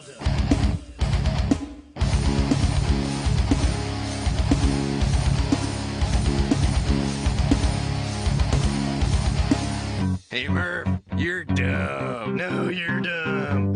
No, you're dumb. Well, you're dumb because you got glass glasses on. Well, you're dumb. Your nose is funny and dumb. Well, yeah, well, your eyes are dumb. Well, I'm gonna sing while you're dumb. Your books are overdue because you're dumb. Oh, yeah? Well, your hamster ran away because you're dumb. Your shirt junk in the wash because it's cotton and you're dumb. Well, your toilet overflowed. You know, Merv, you're not the only one that's dumb. Who else is dumb? Everybody. You're right, they're all dumb. Hey, you go to blood.com because you're dumb. Yeah, and you downloaded the song because you're dumb. Your hemorrhoids are inflamed because you're dumb. Your brain's all stupid. Oh, say, can you see? Everyone is dumb but me. I'm never ever wrong, and that's all you'll ever be. People hold out notes are dumb. Long you do that, the dumber you sound. It's daylight savings time because you're dumb. That guy right there is dumb because you're dumb. One time you went to McDonald's, got some french fries, some ketchup packets, and you sat down to eat them, but you couldn't get them open, so you went to the store to buy some scissors, but didn't have enough money, so you started running to your friend's house to borrow some money so you could buy some scissors to open up your ketchup packets and enjoy your french fries more fully, but then just before you got to his front door, piano fell in your head because you're dumb. Didn't see that one coming. Oh, say, can you see? Everyone is dumb but me. I'm never ever wrong, and that's all you'll ever be. That was beautiful. Thank you. You're still dumb. You're dumb. The song now die. You're dead because you're dumb. Oh wait, you're still alive. You're still dumb nonetheless.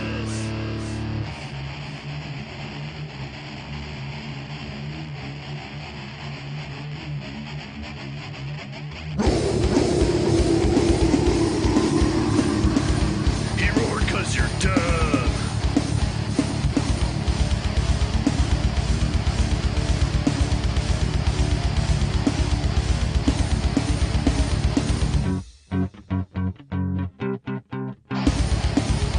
You're dumb 'cause you thought the heavy part was over.